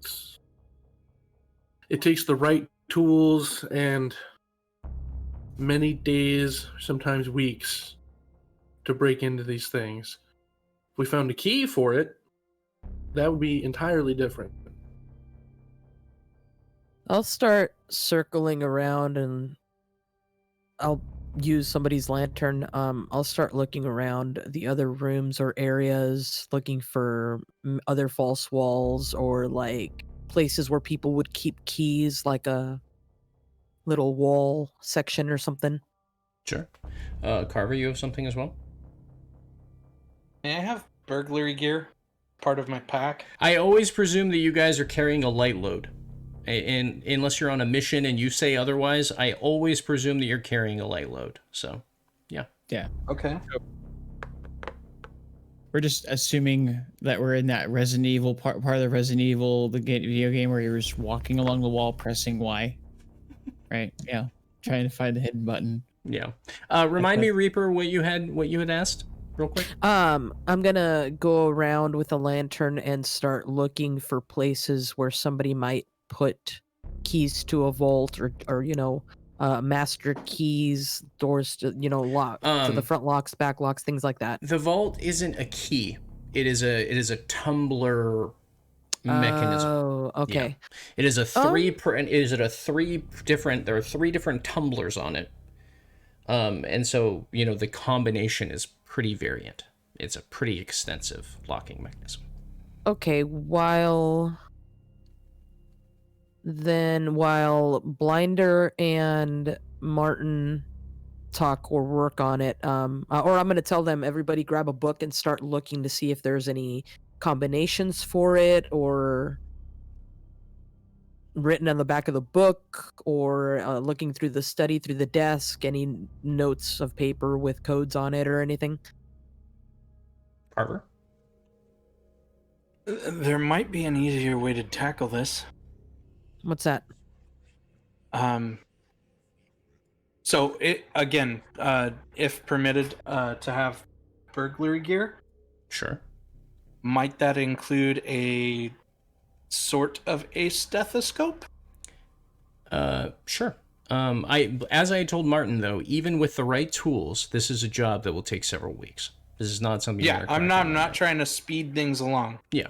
Just trying to add into the role. Oh yeah, totally. You could totally have a stethoscope. Yeah, legit. Pulls out device. One might be able to listen in to the internal mechanism and discover the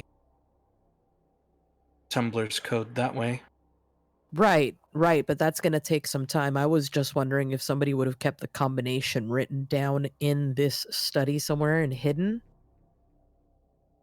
I highly doubt it. With how long it's been since anybody's in here, highly doubt it. They seem to have left the place, but did they leave anything behind? They left their books behind. They seem expensive, so why wouldn't they leave their... I do have perhaps one way I could perhaps see. No. Like, just immediate no. Very well. I will not argue. Just a real quick thing. Because Reaper had said you were looking around for other secret compartments.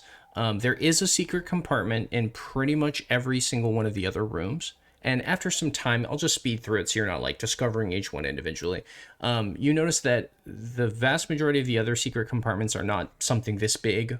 Most of them are very small. They seem like personal stashes, whether it be like for weapons or money or something like for presumably the people you think who might have stayed in there, or where they kept a little bit of money on hand, or maybe a fine bottle of liquor or something of that variety.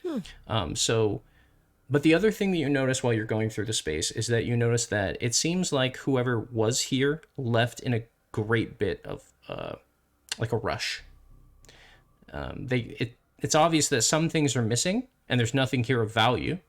Like real value, other than, the books that Blinder found, that not everyone would understand or be able to ascertain the value of them. But there are other little things like that too. Nothing that's directly like money or resource or whatever the case may be, but just things that are of value, but it just didn't seem like they had the ability to take them when they left. Like photographs and things like that, right? So, yeah. So it looks like this place has pockets. There's other compartments to stash things away in.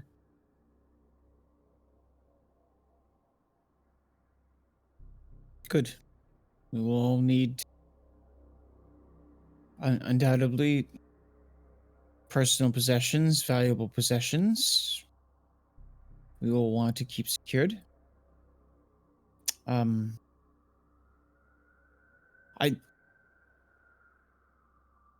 I'm not quite sure that there's nothing that isn't dangerous still in that vault, though. I'm gonna move the books. Just be safe, and don't ever open. Oh my gosh! And grabs the book from blind Reaper, who had been opening books. Fresh said, "You never open a book like that. Gonna ruin the binding." He'll start grabbing the verse. That's right, my children. And he'll walk off. He'll like start relocating the books. So, suppose our next step is to clean this place up. We got to get it functioning as soon as possible, and we're going to need hands. We're going to need help from the community and stuff like that, especially if we want clients. So I does don't- that mean we should buy the building? Probably, yeah. What were you going to say, Blinder? Who?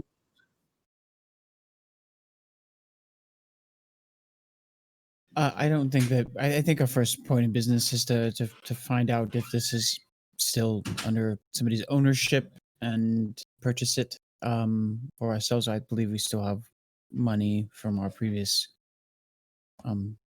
job, as it were. And but as far as well, it would be nice to solicit aid from the community. I doubt that anyone in the community will do it out of the kindness of their heart free. And we might want to keep this more in-house, as we might want to augment our base of operations. That's fair.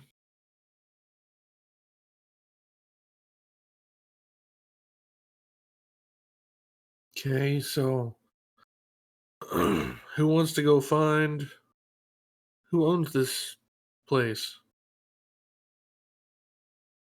I'll go. I think Blinder should come with us. And Carver. Well, we need to do two things as quickly as possible. One, we need to clean this place up and get it ready for repairs. Two, we need to purchase them. So it would seem that we should divide our efforts in the ways best suited. Well, I have social confidence issues, so I do not think that I'm the one to be bargaining as much as I am. Okay, so who should go purchase the well, see about purchasing the building, and who should stay and pick up? So I don't know, I have an idea. Why not you, Reaper, and you, Carver, go?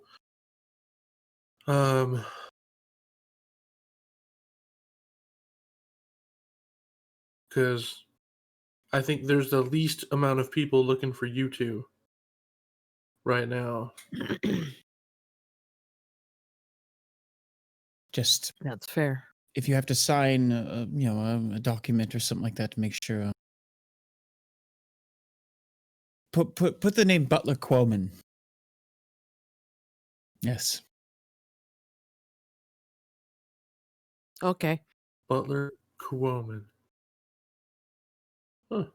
Yes, I think that's an appropriate name. Sounds very business-like. Upstanding, even.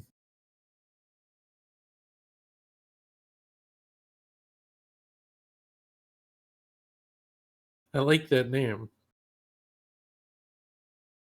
Do you? Just came to me.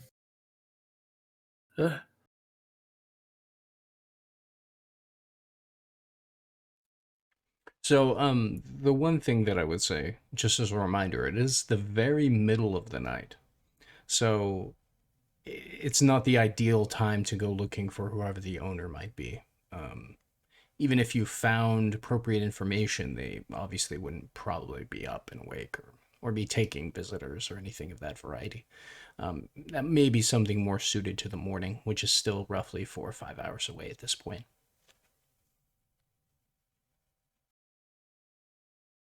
I think we should settle for the night and reapproach this in the morning and get started early. I agree. I need some sleep. We could I'm- potentially check in with our friend back at the boat. This late at night. Let's do so in the morning. I think. I'm interesting to parse through these, and I'll But I'm gonna we go have beds back at the boat.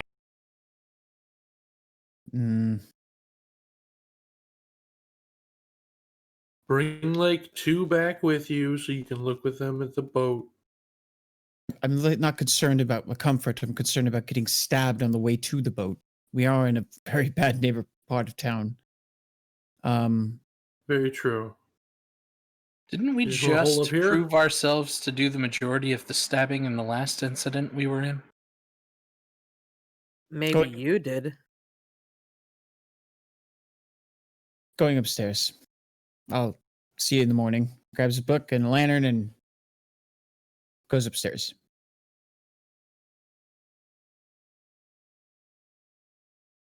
Martin finds a place near like the center of the pub area. Okay. Probably like right behind the bar. Kind Okay. of cleans it out and uses that, sleeps there. He's able to, with some time, clean away enough glass to have a place to sleep on the hardwood floor. Yeah. Sure.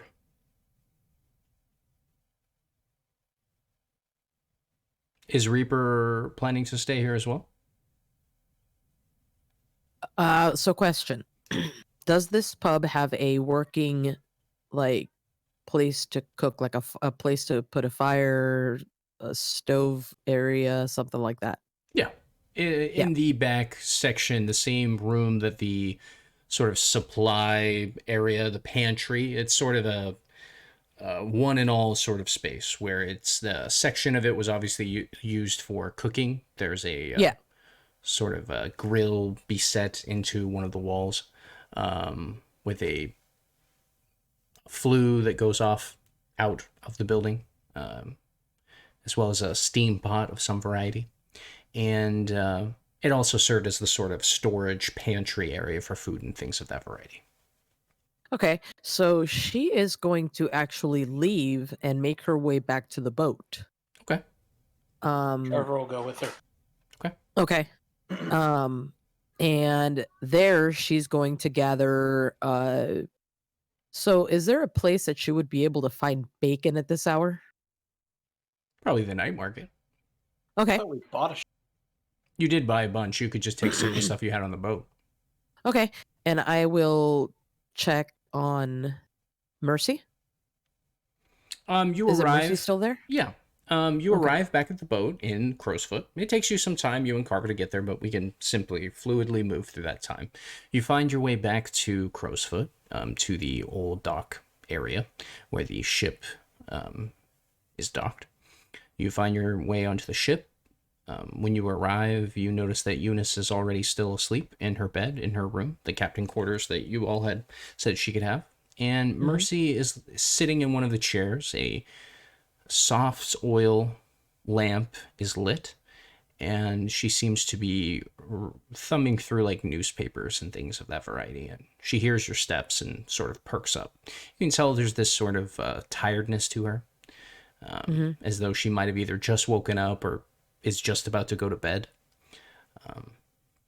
But she sees you and sort of waves at you quietly, trying to not wake up Eunice when you come walking in. Yeah, hey Mercy. I came over here to bring back stuff to make breakfast for the guys in the morning. We found a place. Oh. It's on where? Yeah. What was it? What was the name of the place? The street? It's a neighborhood of Dunslow, which is the district, and it is called. Are you talking about the specific building, or are you talking about the neighborhood? It's Pond Street. Neighborhood. Pond Street. That's right. Yeah. It's in Pond Street in Dunslow. Is that section of town on the one side Iron Hook? Yeah. Okay. Yeah, I've been by there. Yeah. So we found a place there. Okay. And I'm gonna gather some stuff. I don't know if Carver's staying or staying the night here. I'm gonna stay the night over there. Any word on Aldo? Is it pretty comfy over there? No, we'll be sleeping on the floor, but we're gonna fix it up real nice. Why don't you just sleep here and then fix it up tomorrow or something? Because Blinder's afraid of getting stabbed on the way here. If you're already here. He's not. He doesn't want to come over here because he's afraid he's gonna get stabbed on the way here.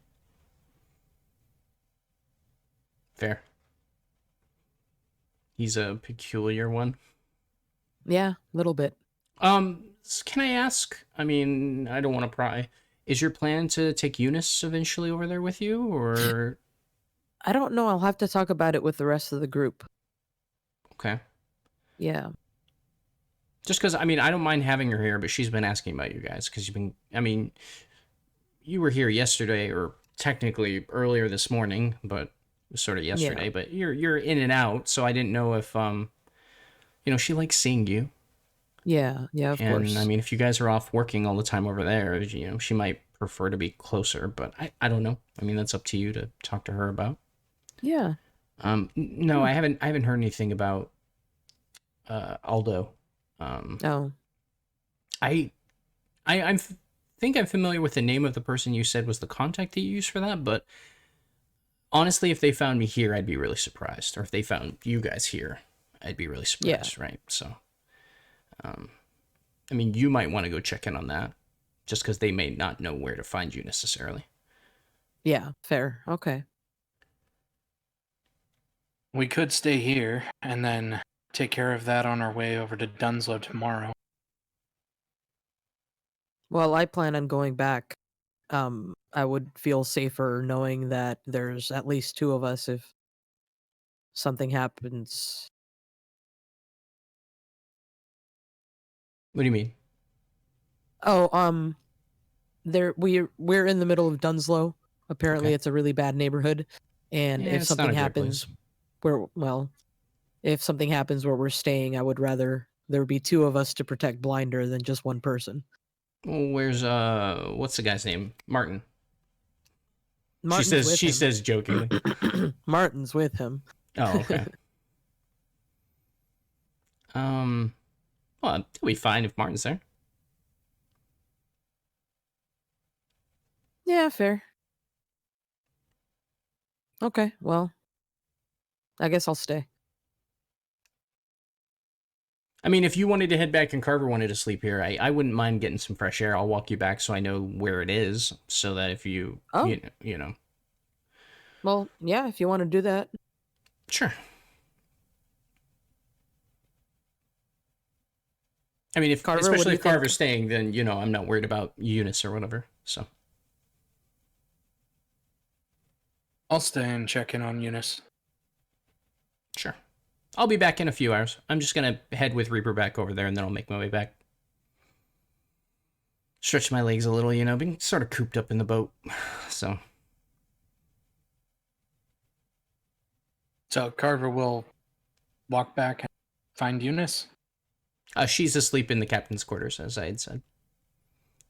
So she's just fast asleep, so she's safe, though.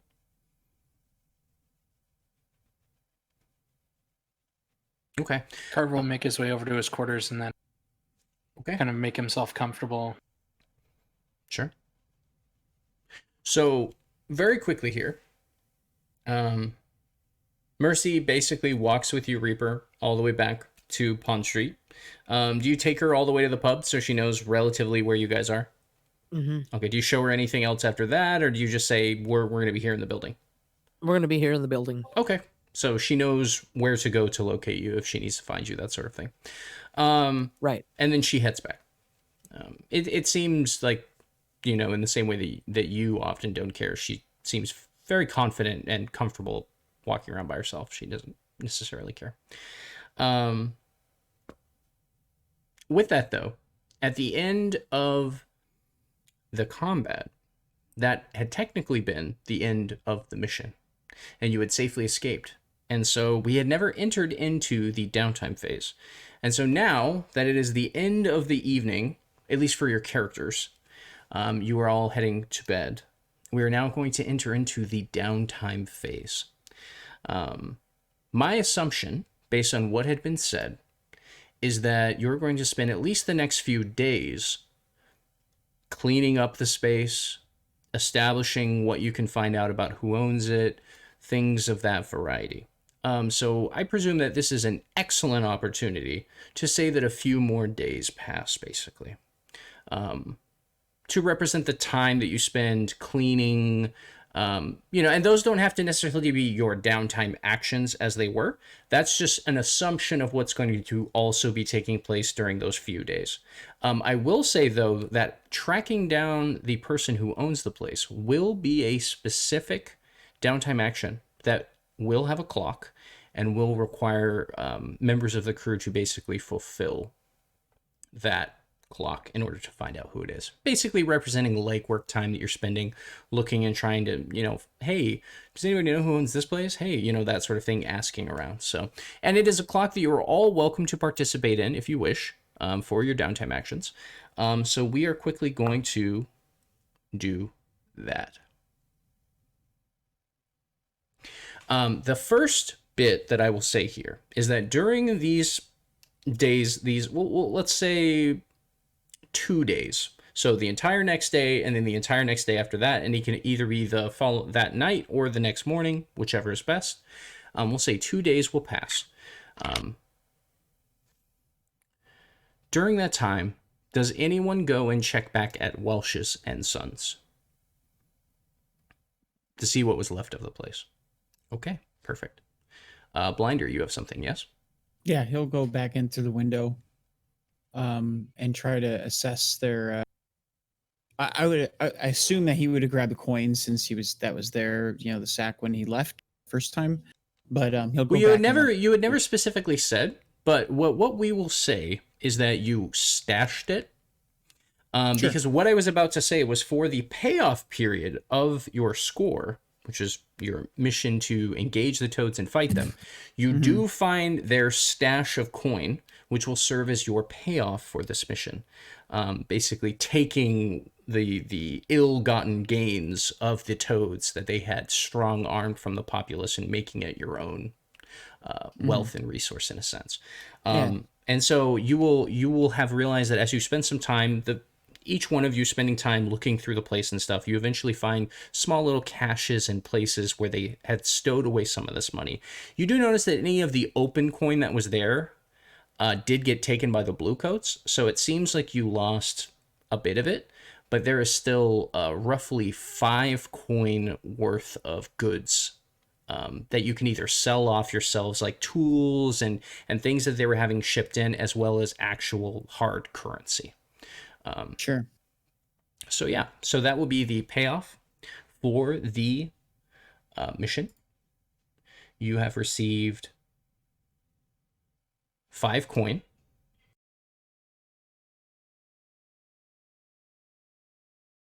Keep in mind that you already have 4 tucked away in the pot, as it would be. So you can't basically store any more than that as a crew right now, but you could individually split it up and hold on to it if you needed to.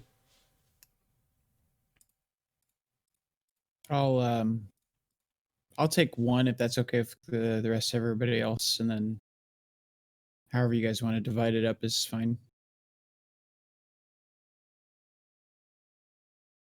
One person will get 2 if we all divide it.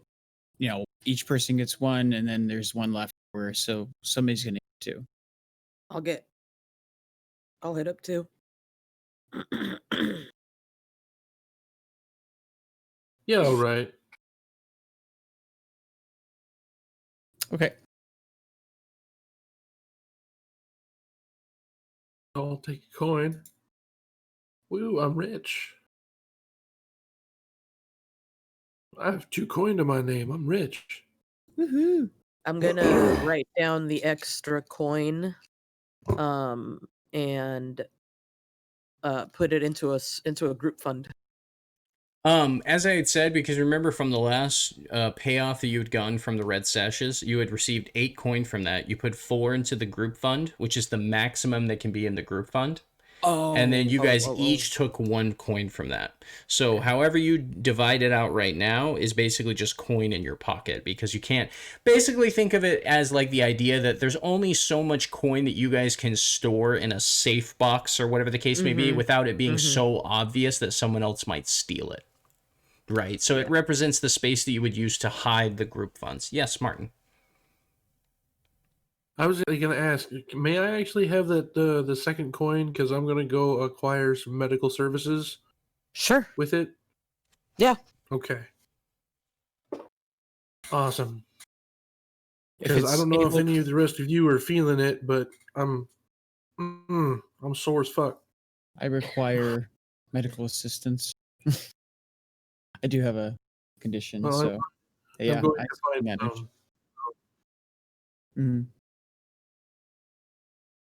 I second that notion. Okay, I'm sorry, I was quickly updating the notes that I have for the period that you guys, what you get basically during the score. What was your question, Martin?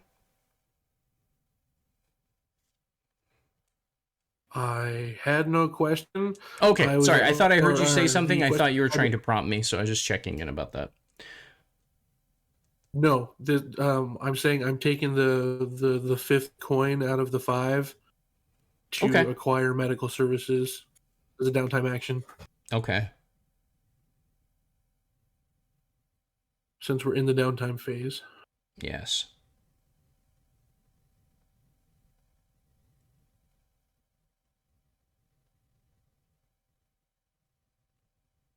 Okay, so and a quick reminder here, you can always use coin to increase the effect of a roll after which for a downtime action. So if you don't like the result, you can always increase the effect by basically spending a coin, and it increases it by 1 tier up, right? So if you're trying to complete a clock and you're like 1 segment away, or would be, you could always spend a coin to bump it up so that you finish the clock or whatever the case may be. Okay, so now that I've given you all some time to think about what you would like to do for your tune downtime actions, is anyone still need some time to think about what they'd like to do? No, I want to be able to leave my downtime actions open to. Well, never mind. Just go ahead. What? Oh, go ahead. We'll start with you. So what's going on? Okay, so my first downtime action, I would like to contribute to cleaning up the bar. That was something that I'm presuming you don't have to use one of your actual downtime actions to do. Okay. That's just an assumption of what you guys are doing in your free time. Okay. Just because that's not something that requires an extensive sort of thing, right? Okay, then working on that vault. Yes, the vault could be an ongoing project. Also, the other ongoing project that you guys could potentially do and won't know until you actually, work together or whatever the case may be, is figuring out who the owner of the actual Pond Street pub is. So okay, I'll do that for my second one. Okay. Keep in mind, you could always indulge your vice to regain some stress. There's a plethora of things that you could do to try and deal with some of the vastness of what's going on. Okay.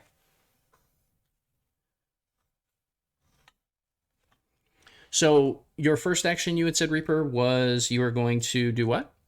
Try to assist with opening that vault. Okay. So go ahead and roll.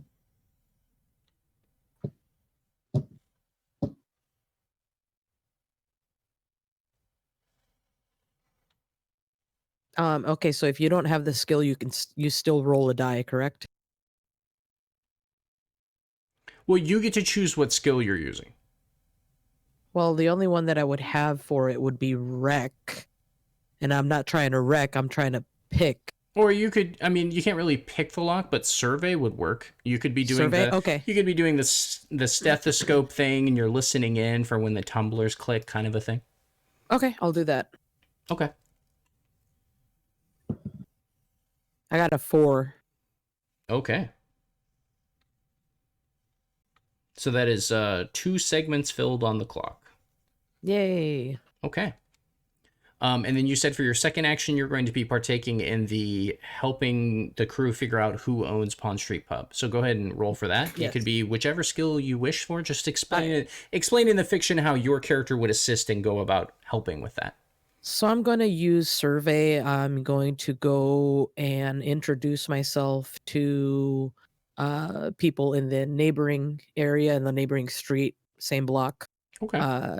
And then finding out who owned that pub or owns that pub. Do they know what happened? Just chit chat word on the street, trying to be as amicable as possible. Humbling myself a little to seem non-aggressive, because I know what I look like and I know that the name is known in the pits.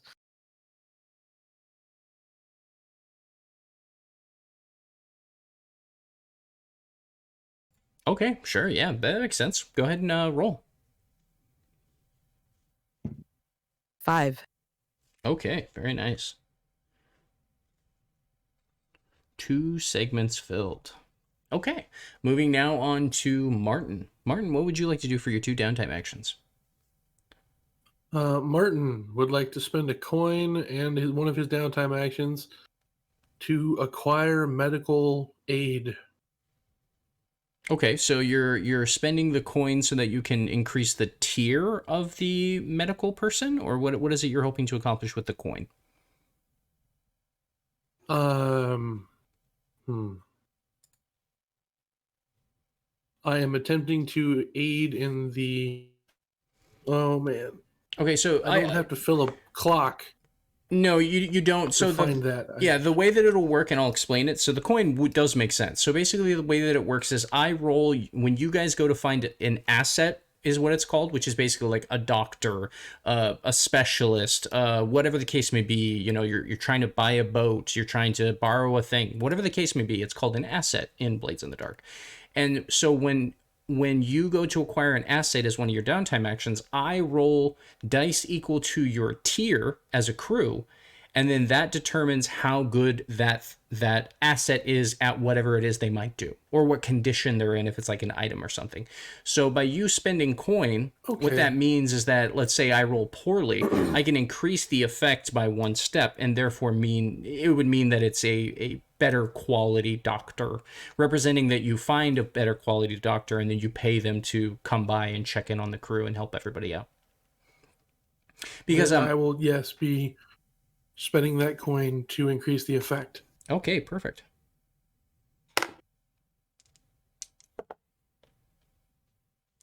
Okay. So it is a very nice. Yes, so you end up finding a physician that is willing to come in and look you over, as well as anybody else. You basically pay them for their day of services. So as a reminder to the crew, all of you can choose to spend one of your downtimes to also gain the benefit of the assets that has been hired for the crew. Martin was willing to give up one of his downtime actions to hire it, and now all of you get to benefit from that if you choose to do it. But keep in mind, it's only for this downtime cycle. It's not a future downtime cycle unless you spend another downtime action to acquire the asset again. Yes, so Martin, you successfully found a physician, and then for your second action, I presume you're going to have it provide medical assistance to you? Yeah, I'm going to have to do that, because if I don't do it now, it's not going to get done. So, yep, I will use the other one to actually make the roll for my healing clock, but I only have 1 section left. Yeah, so basically anything on the roll would be successful. But you just don't have to spend stress now to do the roll. Because normally for the audience as well as the cast, as a reminder, if you're trying to heal yourself or recover and tick up your healing clock, it actually costs stress if you do it yourself. But by finding an asset who's a doctor to assist you, or if one of the characters ever takes the Physiker special ability, you can, without spending stress, basically receive medical care. So by doing that action, you ended up not costing yourself any stress this way, Martin, and other people can benefit from it as well. Keep in mind, Martin, you can also spend 1 coin or however many coin you want to spend to gain additional downtime actions every downtime cycle. So if you're like, oh shit, wait, but there was another thing I needed to do, just as a reminder, and we haven't talked about it in a while because it was the tutorial games when we talked about it, but you could spend your last coin that you have, Martin, and do another action if you would like to. Everyone is welcome to do that at any point in time if you're willing to spend a coin. Yeah, well, then I will spend one of the 2 coin that I have. Well, you now would have 0, right? Oh wait, because you had 1 from the last job, which you haven't spent, and then you just gained 2. So yeah, okay. So you spend 1 on the doctor, you have 2 remaining. So yeah, you could spend 1 and still have 1 coin left over. Perfect. Right. And for that, I will work on the project for finding the owner of the pub. Oh, okay. Go ahead and do that roll if I can do that. Yes, Okay, I was just surprised you chose that action because I know you're at full stress. So I'm at 7 stress actually. No, you capped yourself out during the fight. I am at full. Yeah, both you and Reaper are at full stress right now. So I was surprised. I thought that's what you were going for. So yeah, you can assist with the project then. Go ahead and roll for that then. I'm actually going to be, I'm going to try and use command by going around from places to places, challenging people to like arm wrestling competitions or pain endurance kind of things. And, when I win, basically tell them like, yeah, you owe me. Tell me, do you know any about this? Or, Sure. We're working that angle. Yeah, I presume you're sort of palling around with people and making connections that way. And then just asking, In that sense, you're like, hey, I'm thinking about opening up a tavern or something like that, right? Yeah, just random conversation. Sure, yeah. Go ahead and roll. Oh, I got a 2 and a 2. Okay. So that will fill 1 segment on the clock. Oh, woot. Yeah, in downtimes, the no roll can ever fail, quote unquote. Every roll in a downtime always gives you some section of a clock segment. If it's between a 1 and a 3, it's 1 segment. If it's a 4 or 5, it's 2. If it's a 6, it's 3. And if it's a critical, then it is 5. So, yeah. So you always get something, right? Okay, cool. Oh, and just a reminder, because you spent the action healing yourself, your health clock did tick. So all of your conditions go down 1 level. And you only had level 1 conditions, correct? Correct. So all of your conditions are now gone, Martin. Nice. Is it possible to spend more than 1 coin to get extra actions? Yes, it is. You're just spending your coin to do so. Okay, well then I will spend my last coin to make a trip over to Dunridge and Sons to my vice purveyor. Sure, yeah. To indulge. Okay. So it is your lowest resistance. Right. And you can't overindulge now because it's mathematically impossible. So right. And I rolled a 5. So perfect. So you regain 5 stress. I do. Woot. But Very I'm nice. broke again. Yes, you are. So you go to Dungeons and Sons during that time and end up, picking out, we'll say, some new accoutrement to your various wardrobe, maybe a new tie or something like that, we'll say. New ascot or some shit. Yeah, new ascot. That's perfect. There you go. Okay, moving on to Blinder. Blinder, what would you like to do for your downtime actions? Okay, for my first 2 actions, because I'm going to be spending coin for extra actions. Okay. Which I just want to say, Reaper, we can always come back to you, and you could spend coin if you wanted to also indulge your vice, etc. So it's just during this period is when you guys do the action. So go ahead, Blinder, please continue. The first one he's going to do is going to be to go to was it Anna Maria Valderas' parlor Oh, where his And, vice was? and smoke a little hooky. Oh, I'm going to sadly let you know that as you arrive at your known vice place, you knock on the door, they look at you, and they say, "No, not after last time." Okay. So you're still you're still able to indulge your vice. It will just have a reduced effect, basically. Just gotta go get some back alley chum. Yeah. While I'm there, I'm gonna inquire. Mm-hmm. I'm gonna be like, what happened? Well, as always, this is the doorman speaking to you, by the way. Well, as always, you came in, you paid, you went to a private room, and everything seemed fine. And then a few hours later, you started disrupting the rest of the guests here. You made quite a mess in the room that you were in. In fact, I believe you did some damage to the walls or something of that variety. We spent days, or at least a day or two afterwards, cleaning the writing off of the wall. Okay. And you screamed at the madam. You screamed something like, "You're part of it, aren't you?" You were saying, and she got very offended by your words, and so she told you that you were not allowed to come back. I see. At least for a time. My apologies. I mean, all things can be solved with gracious gifts. I will. I did not expect that. But I will make sure to next time I arrive, I will be prepared to make amends for my behavior. I apologize. Do you know if the guy down the street, his stuff is shuts the window thing on you? All right, so we're gonna go ahead and. Oh man, roll the 1. Oh, okay. Well, I was going to say it's going to reduce the number of stress you regain by 1, but it's to a minimum of 1, so you still will regain at least 1 stress. Really need to regain that stress. Yeah, that's rough. Okay, so next thing he's going to do is going to be to visit the physiker. Okay. That the Martin hired, yeah. Yeah, and try to get some treatment. Sure.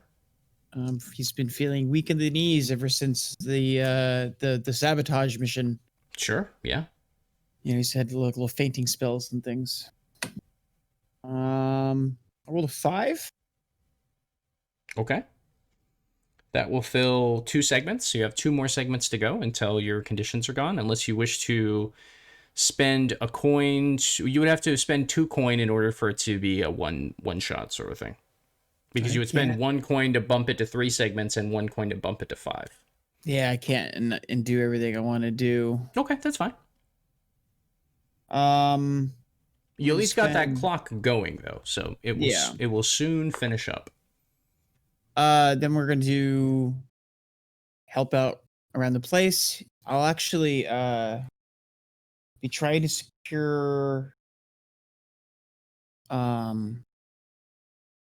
basically I'll be helping out with like the setting up the inventory system and going around and looking around the market in Pond Street and figuring out what businesses are there, where they might be getting their stuff from, and then then obviously the cleaning up and a lot of labor with this. 5. And that was one of the ones with the coins. So so you're going to increase the effect then, or that's an additional action because of the coin? Yeah, it says. Okay, cool. Yeah, you can spend a coin to gain additional action, so that's what you're doing. Yes. So 5. That's 2 segments. 1. I thought it was just immediately as soon as you get the additional action, it has a +1 die. Oh, that's a separate. coin expenditure. So yeah, this Yeah, one so wouldn't you can spend 1 coin to gain an additional action, downtime action. You can also spend a coin to increase the effect of any downtime action. Yeah, right. This is not augment. This is just a 5 then. Yep. So 2 segments. And then last one, he's going to prepare. He's gonna find a rat. Okay. And prepare his ritual.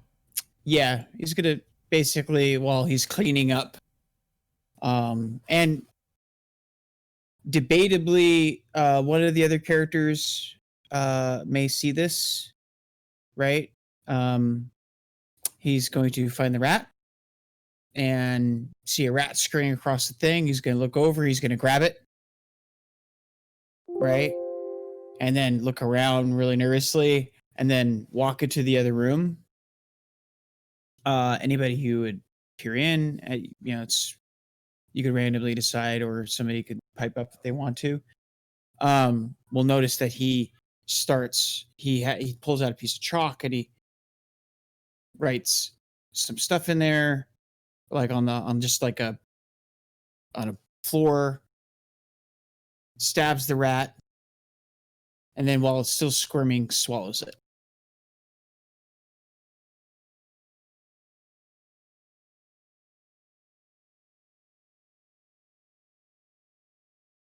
He pulls like the V thing.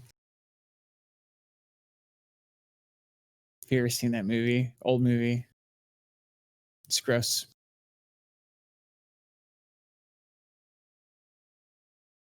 And that's it. Okay. Carver, your downtime actions. So actually, if possible, I would like my downtime action to coincide with that. If it's cool. Just Carver will randomly see him doing whatever. He won't interfere, but he would like to indulge his vice, which is weird. So, is Blinder comfortable with Carver asking him a series of questions about what the fuck he's doing? Blinder will answer questions. Yeah, sure. Okay. Then yeah, totally. Go ahead. It is a reduced effect because it's not your vice purveyor. Like I had said, though, it's a -1, but yeah. Keep in mind, the -1 does not factor into overindulgence, though. I will point that out. It's just how much stress you regain. So what is the roll? The roll is 6. Oh, very nice. How much stress have you used? I have 6. You have 6 stress spent or unspent? They're checked red. Oh, okay, then yeah, spent. Okay, so then yeah, you regain 5 stress and you do not overindulge.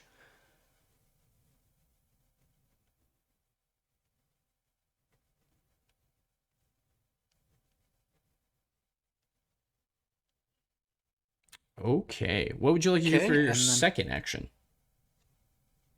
Second action, how much do I have left on finding Connor? Oh, you, if I remember correctly, you have 1 segment left on the clock that I had assigned you. Then I would like to... I will, in fact, swap to that real quick. Just give me a second here. Yeah. I mean, feel free to keep talking.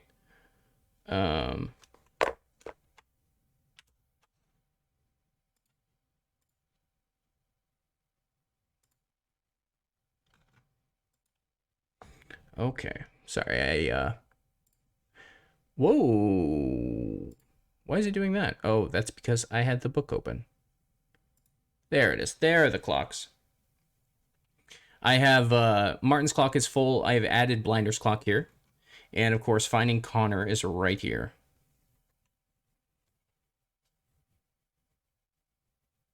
Okay. So, yeah, I'm going to go look for Connor. Okay.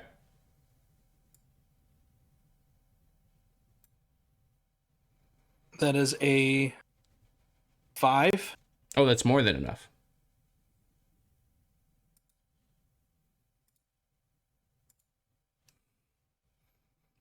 Blinder, what are you laughing about? This chat, man. I'm just. Oh, saying. is it? It's just chat. Okay, cool. I thought something happened. I was like, did a weird thing happen? I was just checking in. Okay. I looked over and there's a clip titled Smoke a little hooky. "Smoke a Little Hooky."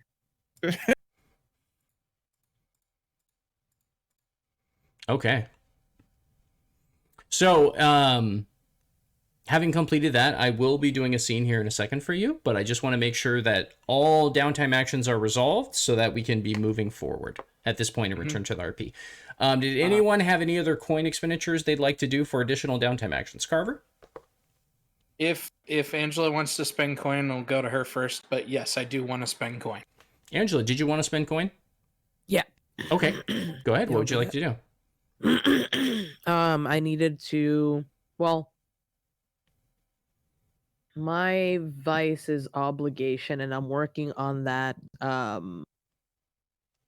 The Scovlander movement, Yes. wasn't it? Those are two different things, though. Oh.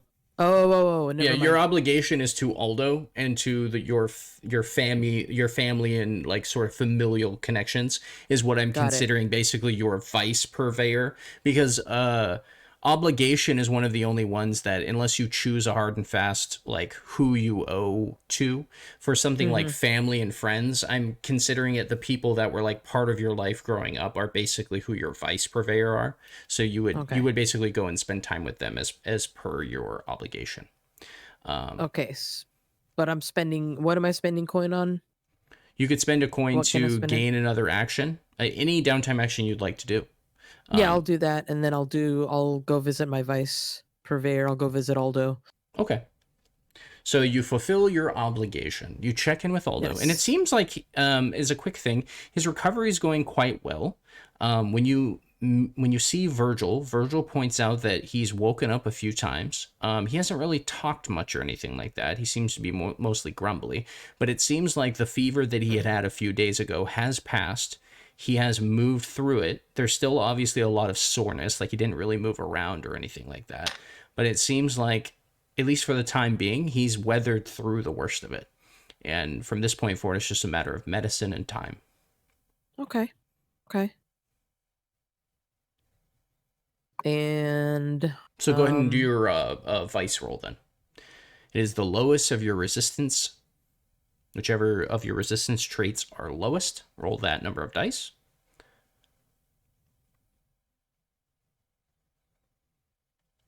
which one is my resistance traits? It's the on the left side, the prowess, insight, etc.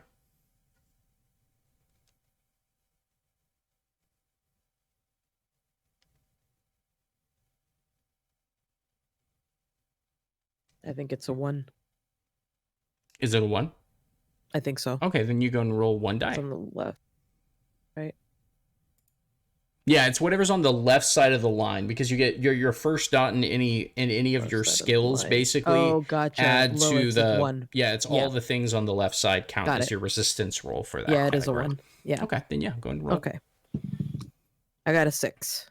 Oh, very nice. How much stress had you Yeah. spent? I'm full on stress. Okay, so regain the full 6 stress. Okay. And you have not overindulged because you had spent 10 stress, so you're fine. Okay, so did you want to spend any more coin for actions, or is that just the only one you wanted to do? No, that's the only one I wanted to do. Okay, perfect. Moving on All now right. to Carver. Carver, what did you want to do for your coin expenditure? I wanted to spend the coin to track down the owner of the building. Oh, perfect. Okay, go ahead and roll. Is it possible? So, I don't know if you can do the same action twice in a downtime. Would that be something that I could do? It depends on the action. Certain actions cannot be done more than once. Like, for example, training can only ever be done once per downtime phase, but certain actions can be repeated. I would, however, mention to you that the Pond Pub 6-segment clock mission will only require 1 downtime action to finish at this point. So you don't need to spend multiple actions to do so. Then I will do that. Okay.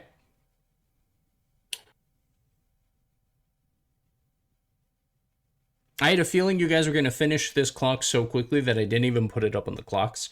If you hadn't finished it in this phase, I was going to put it up, but since it seems like you're about to, then there's no need for me to add it, really. It's a 4. Oh, perfect. Yeah. So last segment is filled, and you are able to discover who the owner is of the Pond Pub. The owner is named Lou Donahue. They're an older resident that had owned the tavern some time ago.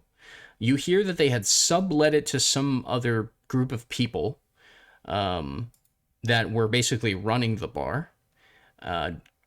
Lou Donahue doesn't even live here in Dunslow. They apparently live in another section of town. Some people had mentioned that they live in Char Hollow and would basically travel to the pub whenever, like once a week, once every other week, sort of a thing. But otherwise they, because Lou, from what you gather, is older in years, and has some semblance of wealth, not a huge amount, but enough that they opened up a pub hoping for the best, but it doesn't seem like it went that well. Okay.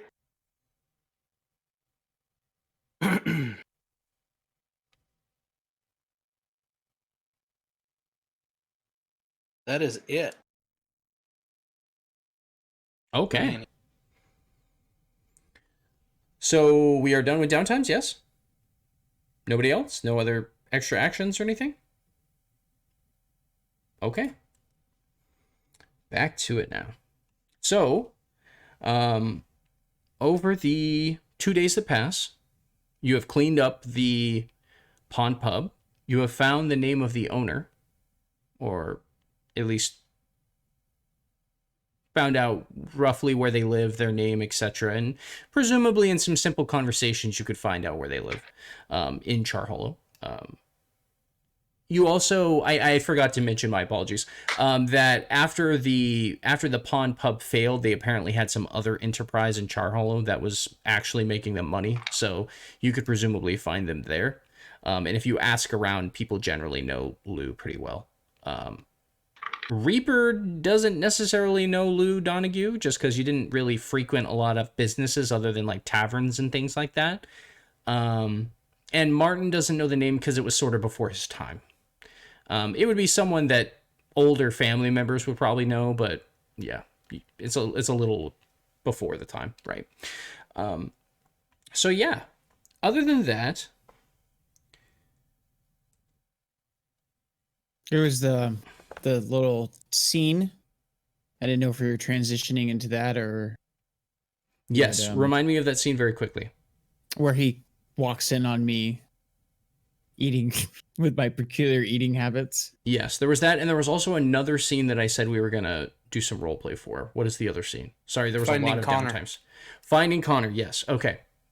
I need to do that one, and then I'll let you guys do the actual roleplay of that scene. So the information that you gather, Carver, about Connor was that he was last seen in the Six Towers.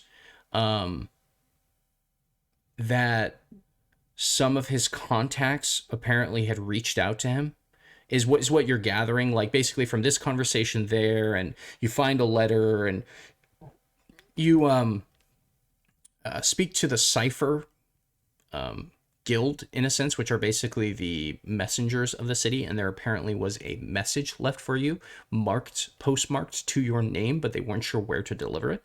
So once you ask and you track down, you eventually find a letter that had been addressed to you from Connor. It is very simple. It says, "You know where to find me. 2 nights." And it gives you a relative day, and it seems like the day is well, it wouldn't be 2 nights because he doesn't know how long you're gonna wait. I'm gonna say it was it's 2 nights until the night that you're gonna meet him, but he had put basically down a sort of like pseudo celebration day. There's like sort of once a month celebrations that happen in the Silk Shore, and so he put down that as the day, hoping you would find the letter before that. So it's basically 2 nights from now. But he says, "I'll meet you there on this date, on the evening of this date." and gives you a relative destination about where he presumably will meet you. He says near a fountain. He calls it a radiant fountain. And so based on that description, you presume that you can probably find the place, or at least a place close by to it. There's not too many radiant fountains or radiant forests that are not heavily guarded. And so finding a radiant energy source that's nearby a fountain should be pretty easy to do. Okay. So, yeah. Okay. Yes, Blinder and Carver, I will let you take it away.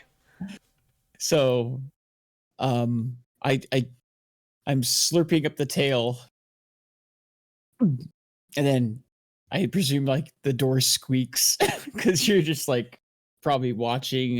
Would you have caught just the end of it, or did you? No, he would have seen all of it. And door squeaks, and I was just like, and turns around really quickly, and his foot goes over the part of the flooring, just scrubbing it out. Up. Yes. It's quite dirty back here.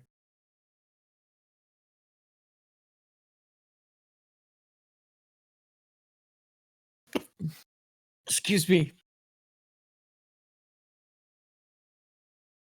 Mm. You ate a rat.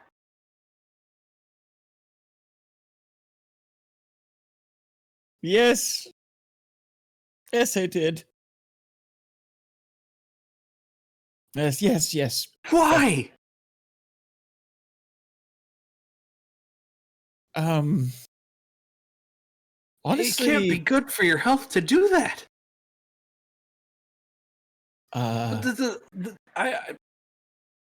I'm imagining it's not for sustenance. You had some strange chalk that you wrote on the ground in, so this has to do with something else. I just forget the grotesqueries of this situation. I want to know what you're doing. Don't. It is not harmful to me or anyone else. But please don't. It's not something I. You kind of pick up the sense that he's more curious about the reason behind what you're doing, more so than the disgusting nature of it.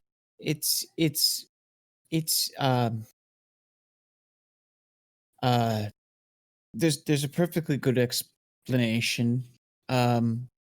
It's you remember how I asked you, I inquired about the thing that you met in the if you interacted with anything in the desert. Yes. There's things obviously that exist, old things that have old knowledge. I scarcely believed it myself at first. In fact, I still don't quite really accept it, I think. It's magic. Is it probably an appropriate, or maybe it's just a way of different type of science. I don't know. What was this particular occulting supposed to accomplish? It's, it will. Until when I want, I will be able. Remember the sabotage against the lamp blacks. The place was closed, and I said I would be able to enter. I don't have any ability to really open doors or pick locks or anything like that. Not like Mr. Martin does. It was how I entered. It's gives me access. An ability. No. An ability would imply that it is good source as myself. This is, make no mistake, this is something else, and this comes from another place. So are you in a sense bargaining? I hope not.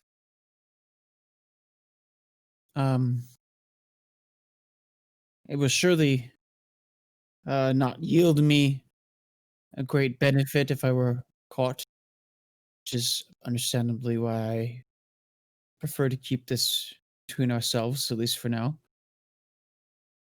Believe you me, I just want to know more, but I can speaking about this to the others is out of the question.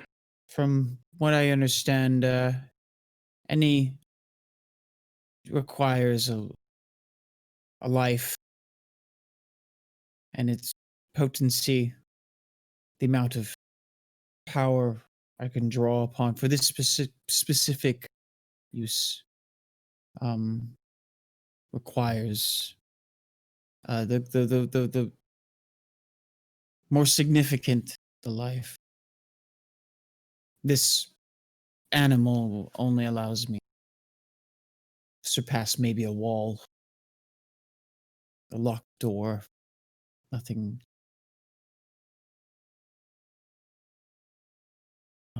If I wanted to, does it hurt you?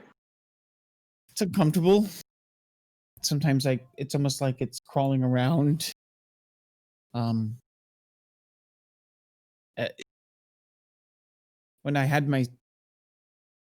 feel it's like a painful indigestion.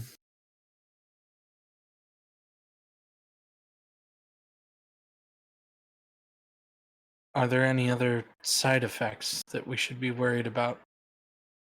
No, I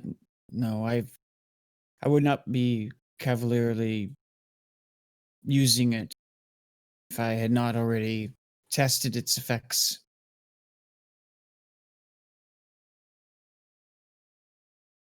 Curious.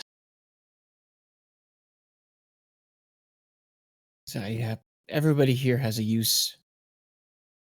I read. I'm gonna be honest, personally, from me, much as it means, probably the most interesting out of all of us. Thank you. I appreciate the compliment, although I do not know if I think you understand the full. Be glad you don't know how interesting my life is. Well, I would love to hear about it if you'd indulge me, but I'm not going to pry. Thank you. I think thank you. It's not something I'm terribly able to do anymore. It's difficult. Well, I am probably going to be needing facilities here in about 5 minutes if history is proving any accurate. I hope that Martin has procured the physiker. We should probably get you to the physiker. Yes. I think I need some stomach medicine. That seems to help a little. And he walks out.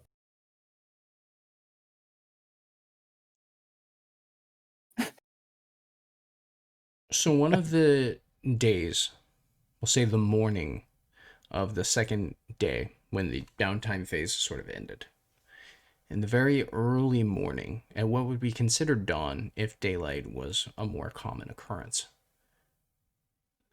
a familiar man goes walking through Pond Street, For those of you that might be awake early in the morning, perhaps because you're not quite used to the space yet, or perhaps because you're just not sleeping comfortably yet, those of you that are awake notice this man walk through Pond Street, walk up to Welsh and Sons Butchery, which sits more towards the center of the entire sort of district space. And then from underneath his jacket, he pulls out a small looking meat hook, pulls out a rolled piece of paper, unfurling it, puts it on the building, and then knocks the meat hook. It's sort of jagged and bladed almost. He stabs it into the piece of paper, looks around for a second, and then walks back down to the end of the street, getting onto a carriage, and then heading down the road that leads towards Sparrow Cleft. You presume back to the rest of the city.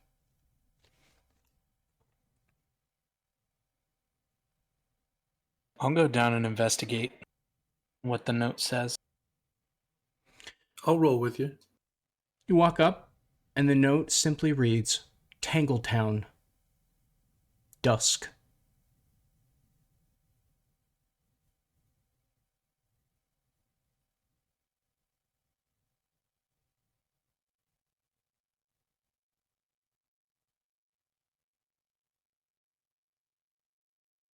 Suppose this would be a challenge.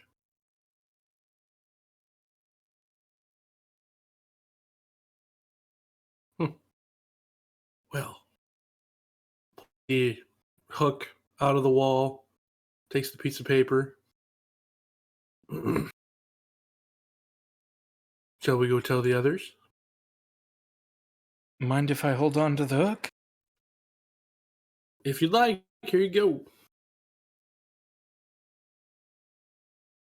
It is an old, well-worn tool. It's obviously, by the stains, etc., nicks on it. You presume it's seen more human blood than it has animal blood in quite some time.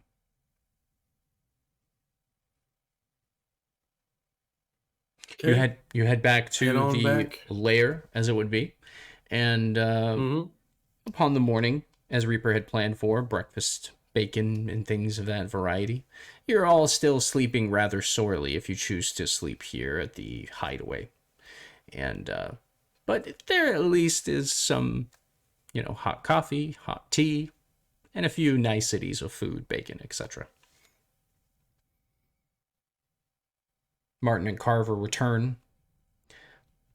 Carver, are you brandishing the piece of paper, or have you rolled it up or something? He has the piece of paper. I have the hook. Oh, right. My apologies. Martin, Yeah. Are you brandishing the piece of paper? Or do you have it? It would be rolled up in my hand. I'm not walking down this. No, I meant when you arrive. Just... When you arrive back at the rest of the crew. I meant, are you unfurling it immediately? Are you... Oh, go ahead.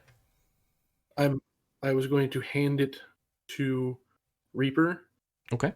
The rolled up parchment. Sure. Be like, well, looks like we got some official challenge. Anybody we can think of? Well, I'm You know assuming exactly who it is. Who? I just woke up. I don't even have coffee. I just made you guys bacon, but I didn't make myself coffee. We'll have this conversation after you have coffee. Apologies. Oh. And I will patiently wait. I'm gonna go and make myself some coffee. Presumably, a threat. I think everyone has to pay somebody. So if it is not somebody associated with the Toads, it is somebody who was backing them. Well, the person who left the hook, he was the sixth member of the Toads, right? The description I had given last week, remember, of the man in the top hat who came and then the Toads paid a purse to, and then he left, got back in a carriage, and went away? The seventh person that you saw that associated with the Toads, that is who you saw put the hook into Welsh and Sons. Okie dokie.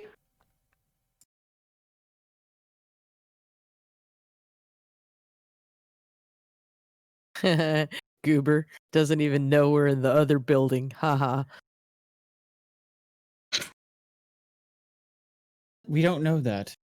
That was a statement to the rest of the neighborhood as much as it was to us.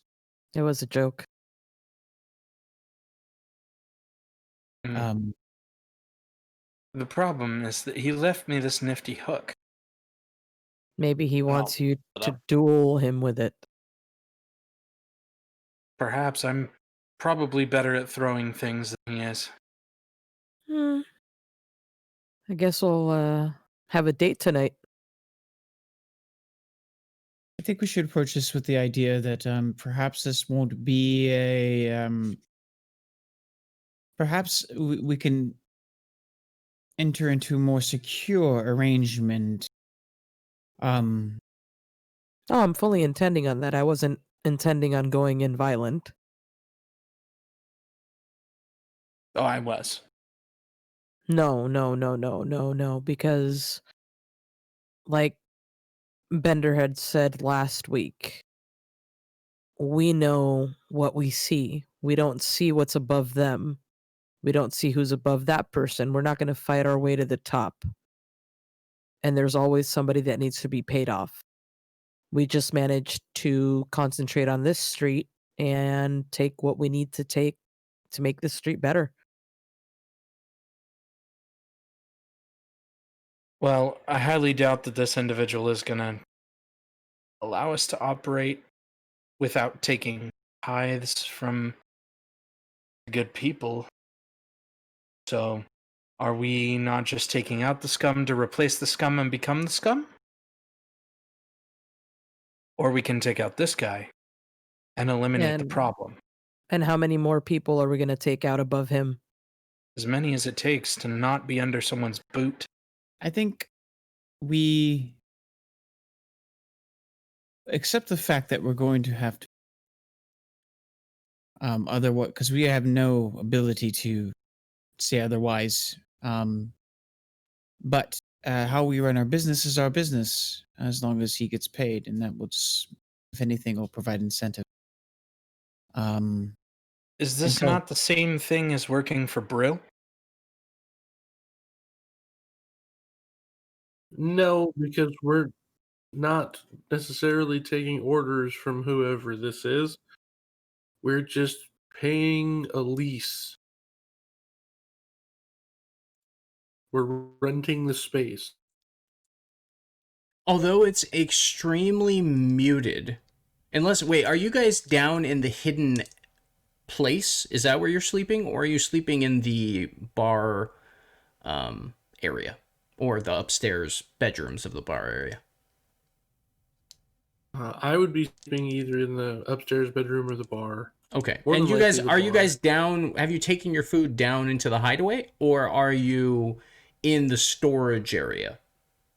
I would be probably in the bar area because there's a Oh, I see. So tabletop you're there. sitting there eating and Yeah. stuff. Okay, cool. Yeah. I was just double checking before I implied things that may not be the case. So very quickly, Yeah. you hear a knock at a door, and then you hear the familiar voice of Mercy being like, "Hello, hello." Oh. I'll go over there or I'll let Martin do that. Yeah. Kind of walk over to the door, whip the door open real quick, and just kind of like hug her. Mm. She hugs you back. Yeah. And kind of walk her through the door in the hug, and then set her down. What's up? Reaper showed me where this was. I hadn't heard from you guys in a couple days, so I figured I'd check in, see how things are doing. Oh yeah. Well, we're getting her cleaned up. Did I see sure. Clifton Withers walking through the street? Is that his name? Big guy, top hat, trench yeah. coat. Did you see with this? Do I recognize that name? No, neither of you recognize the name. You remember the name Haywood Withers? Yes. But this is a different name, Clifton Withers.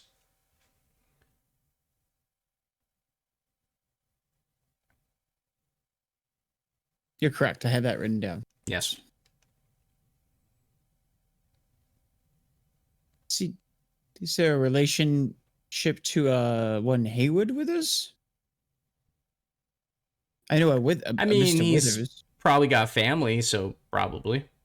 Okay. Are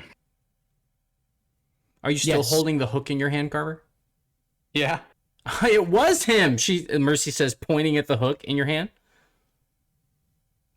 Yeah. What's going on? Are you guys making deals with the Bills now? Like, what are you doing? Well, I'm trying not to. Everybody else seems to think it would be a good idea to make a deal with the bill hooks? Those guys are bad news. Have you never heard of them? No. Oh, they're fucking No. ugh. Like, I don't know how to put it without just, going on and on and on and being very gruesome. But let's just say I'll look over at Carver while she's talking. Sorry. What? No, I said I'm looking at Carver while she's talking. Oh, like as though she said something weird, or like is it something she notices? Because she's talking about how bad the hook people are. Oh, okay. Yeah, and she's giving a very pointed look to Carver. Oh, I see. I misunderstood. My apologies. It's okay. Yeah. Yeah, they're... Let's just say, you know how people have a rep? Their rep is that they are bloodthirsty murderers, and they leave people dead in the street and kill your family if you don't listen to them. They're usually all about forcing people to pay them. Yeah, they're not good news. I mean, they're not a huge gang, but they have a decent enough force that I wouldn't fuck with them.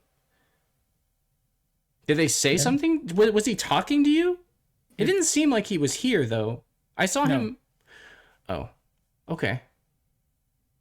I think that the bill hooks are either wanting to extort us. In the case, I did not realize that this is the case with them. What did they say? What did Clifton say? They left a note. What did the note say? Just show her the note. They want you to come to Tangletown? What is?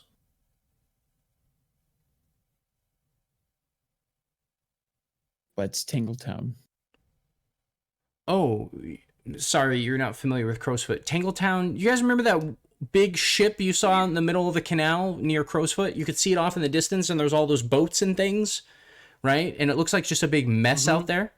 Okay, so a long time ago, a big ship, one of the Leviathan ships, ran aground, and it was left there to rot, right? And so eventually people started going up to it, and then just, over the years, it's basically become an entire place.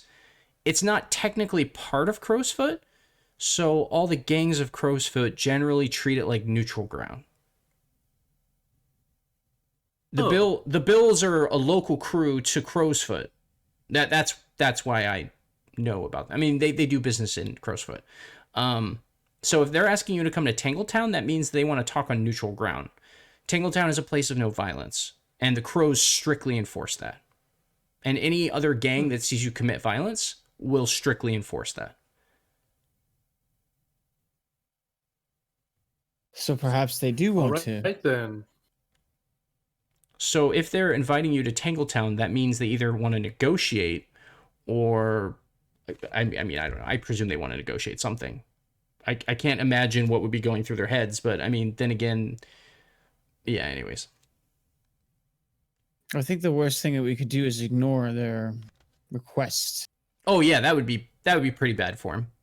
It'd be like someone asking you to come to a neutral meet And then by not showing up, you're basically spitting in their face. Even if you say no to whatever they offer you, not showing up is more of a disrespect than saying no, usually. Okay, so what happens when we go there? What are we going to work with them or no? No, obviously. Okay then. I think they're trying to size us up and see if this is something they have to negotiate, or if we have a bigger crew, how they're going to Wait. take us out, how they're going to work. Oh, go ahead. Wait a fucking second. That was you guys that did that thing? What thing? I had heard that a crew got the shit kicked out of them a couple days ago in Dunslow, but I didn't know that it was here. And apparently it's been all the news about some small-time crew just fucking fucked up a bunch of people. I'll look over at Martin. They were calling them, what were they calling them? They said a name. Something. I don't know. Risen? Nope, I don't think that's what... that was what you guys wanted to name yourself, right? The Risen? Yeah. Nobody knows your name, so they've been calling you something else. Well, it's possible to advertise when you want to operate a criminal enterprise. Well, I mean, you could say who you are, or, like leave a calling card, or I don't know. What have they been saying? I mean, how do you think the Red Sashes started? It started with everybody saying, "Don't fuck with the Red Sashes." Of course, in a more Ruvian accent, but you know how it is. Next time we'll make sure that Martin says, "Don't fuck with the Risen." Yeah. Next time I suplex a person who had like 6 inches on me, I will make sure to note that. I mean, fair. Excuse me. I have to excuse myself for a moment. I need nature. Oh. He gets up and he walks out for a minute. I'm offended. It wasn't anything that you did. Ew.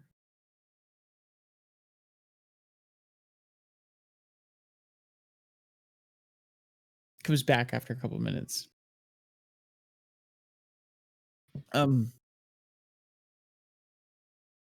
Yes. Okay. I think we should probably accept this, but we need to discuss the ins and outs of how we carry ourselves in this, especially against them. They will more likely just open with a threat and demand payment. The question is do we agree to that payment, or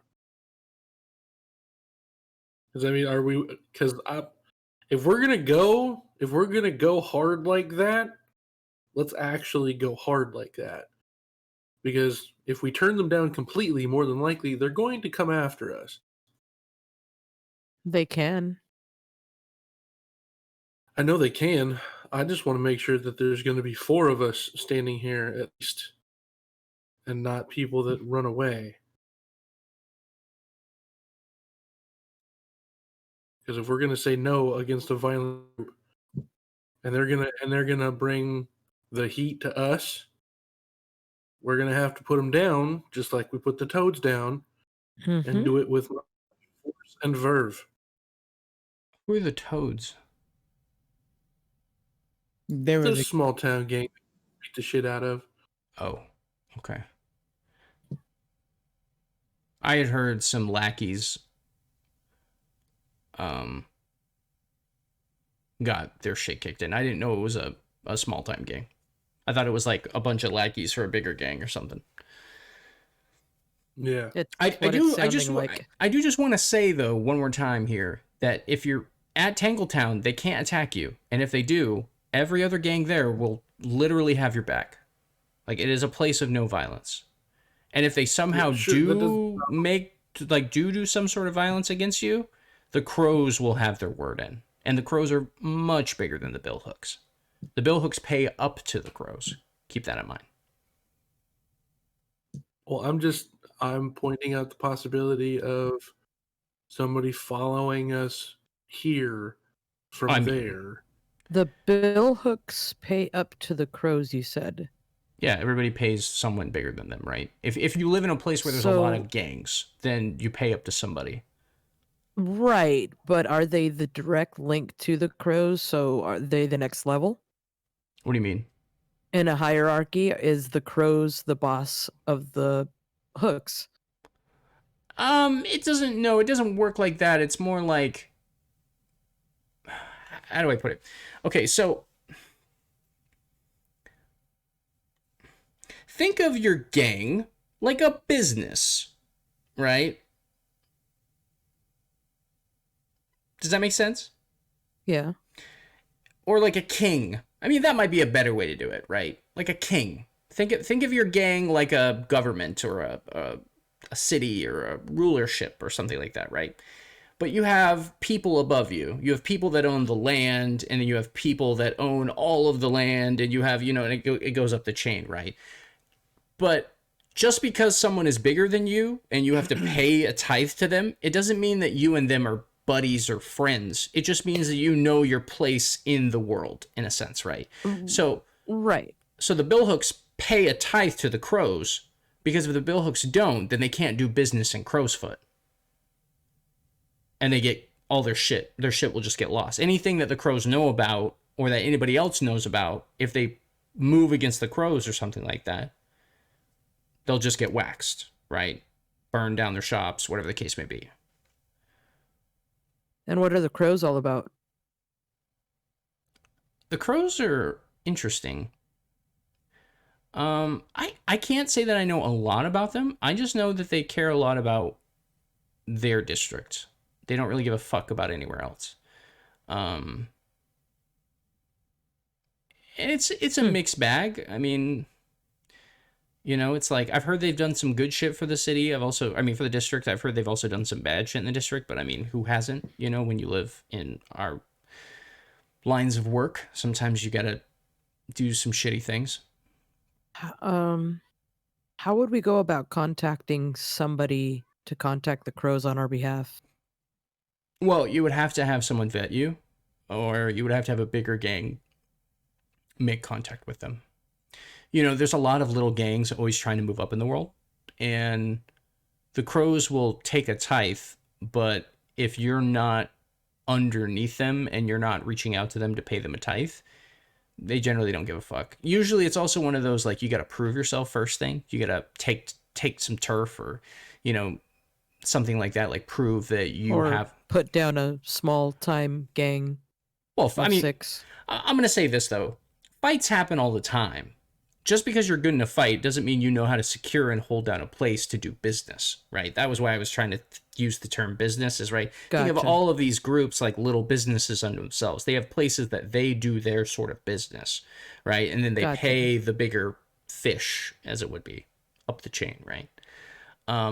So if you're wanting to fit into their world, you also need to establish where your place is in that world, right? What sort of business do you do? Remember that conversation I was having with you guys about once you figure out what you want to do, everything else is going to start clicking, right? Yeah. That kind of goes hand in hand with it. Once you know what you want to do, then you know the sort of place that you might want to do that sort of work. And then it starts to become more obvious, not only the sort of business you do, but where you hang out and where you do your work at. And so other gangs start to understand how you work, and some may be happy with what you do, and some may be pissed off by the shit that you do. So it's really up to your I business. think we've more or less decided, or at least taken a step closer towards nailing down our operations. It's supplying goods. And to particularly this area, Pond Street. Have you decided where you're gonna do your job, in a sense? Yes. Or Cool. The question is the billhooks. If we say no to the billhooks, they will retaliate. Maybe. They will have to prove. I don't know. Well, if a small gang walks in takes out another gang, and then that gang says, "No, we're not going to pay you." That is by implication a challenge to their power. Well, I mean, it's another thing though too to say, because you said it was a different small time gang, right? Yes, it was the what would you call them? The Toads. frogs or something? Toads? Oh, toads, right. The toads. So if the toads are somehow connected to the billhooks, which is what it looks like, if the toads aren't going to retaliate against you for fucking up some small time gang that worked for them, unless they were specifically told to do the job here by the billhooks. It's just one of those like survival things where it's like you've proven that you're now better than the toads, and therefore maybe they want to offer you the same deal they made with the toads, or maybe I think it would be fully fair if we approached it with the idea that at the very least we have stepped on somebody else's toes without intentions, and that we have to be responsible financially. Sure. The point that I'm making, though, really quick, just to get back to it here, is that they're not going to retaliate for you fucking up some small time gang, right? Because if they retaliate on you, people are going to be like, why do you give two shits about this small time gang? Like, they're obviously, not good at what they do, like, that sort of thing. So it's one of those saving face things, I guess. Yes. They look like shit if they retaliate against you, unless they have a very, very good reason, or, maybe it's family or something. Like, I don't fucking know. There's all sorts of shit going on. There's all sorts of, weird people and connections that we don't see. We agreed that we don't want to work for them. We agreed that we don't necessarily want to be their enemies because they are bloodthirsty killers. But I think paying them and working for them are two entirely different things. I agree, Mr. Martin. I agree. I think that we should at least enter into this conversation with them with the expectation that we might not walk out quite as rich as we were when we went in. And that is just merely paying for damages done. And that's paying the acceptance fee. But we should not offer that initially. I do not think that they will respect weakness. We also have to keep in mind that if you say yes to the billhooks, then all the other gangs that don't like the billhooks are gonna not like you as well. And Tangletown is a busy place. There are a lot of ears and a lot of eyes, which means even though you might hope for privacy, there's going to be a ton of people that are going to witness what's going on. Mm-hmm. So I'm just saying, when it comes down to politics and rep, there is a bit of politics that comes down to this. Yes. They see you going there, see you making a nice deal, shaking hands, all friendly. Like, people are going to presume that you work for them now. Before we have managed to secure a means of supply to this neighborhood, we cannot afford to get any entanglements, and if the billhooks decide, as bloodthirsty as they are, that they might as well not. That our presence here is not doing them any good financially. They could easily remove us and place another gang in our stead, or back another one of our neighborhood. Billhooks don't own Dunslow, though. I've never seen them work here. I've never heard of them working here. But they were getting paid for the gang that was being here. They were getting direct financial response. And they don't have that anymore. Have the Toads been here? Like, are the Toads from here? Are they like a gang that is paying up to the billhooks or something? I don't know. I think they moved in. How long ago, though? Recently, to my knowledge. So the Toads moved in recently, but they were paying the billhooks.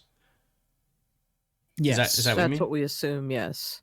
Oh, shit. Okay. So now that they have lost that revenue stream, they're going to be a little upset. And, I would rather... They're going to want it from us. I would rather pay them... go into that with the idea that we might have to pay them. And rather than them making a job or a opportunity of one of our future rivals. Like the gang that is next door or so forth. Sure. That might have I'd love to come with you, and I'd totally back you up. I mean, Tangletown's supposed to be neutral ground, so if they try anything, I'll have your back. All right. I think, though, unless there's anything else that needs to be said, I think with the crew deciding that they will, in fact, meet with the billhooks at dusk in the place known as Tangletown in the Crowsfoot, that is an excellent place to stop our game.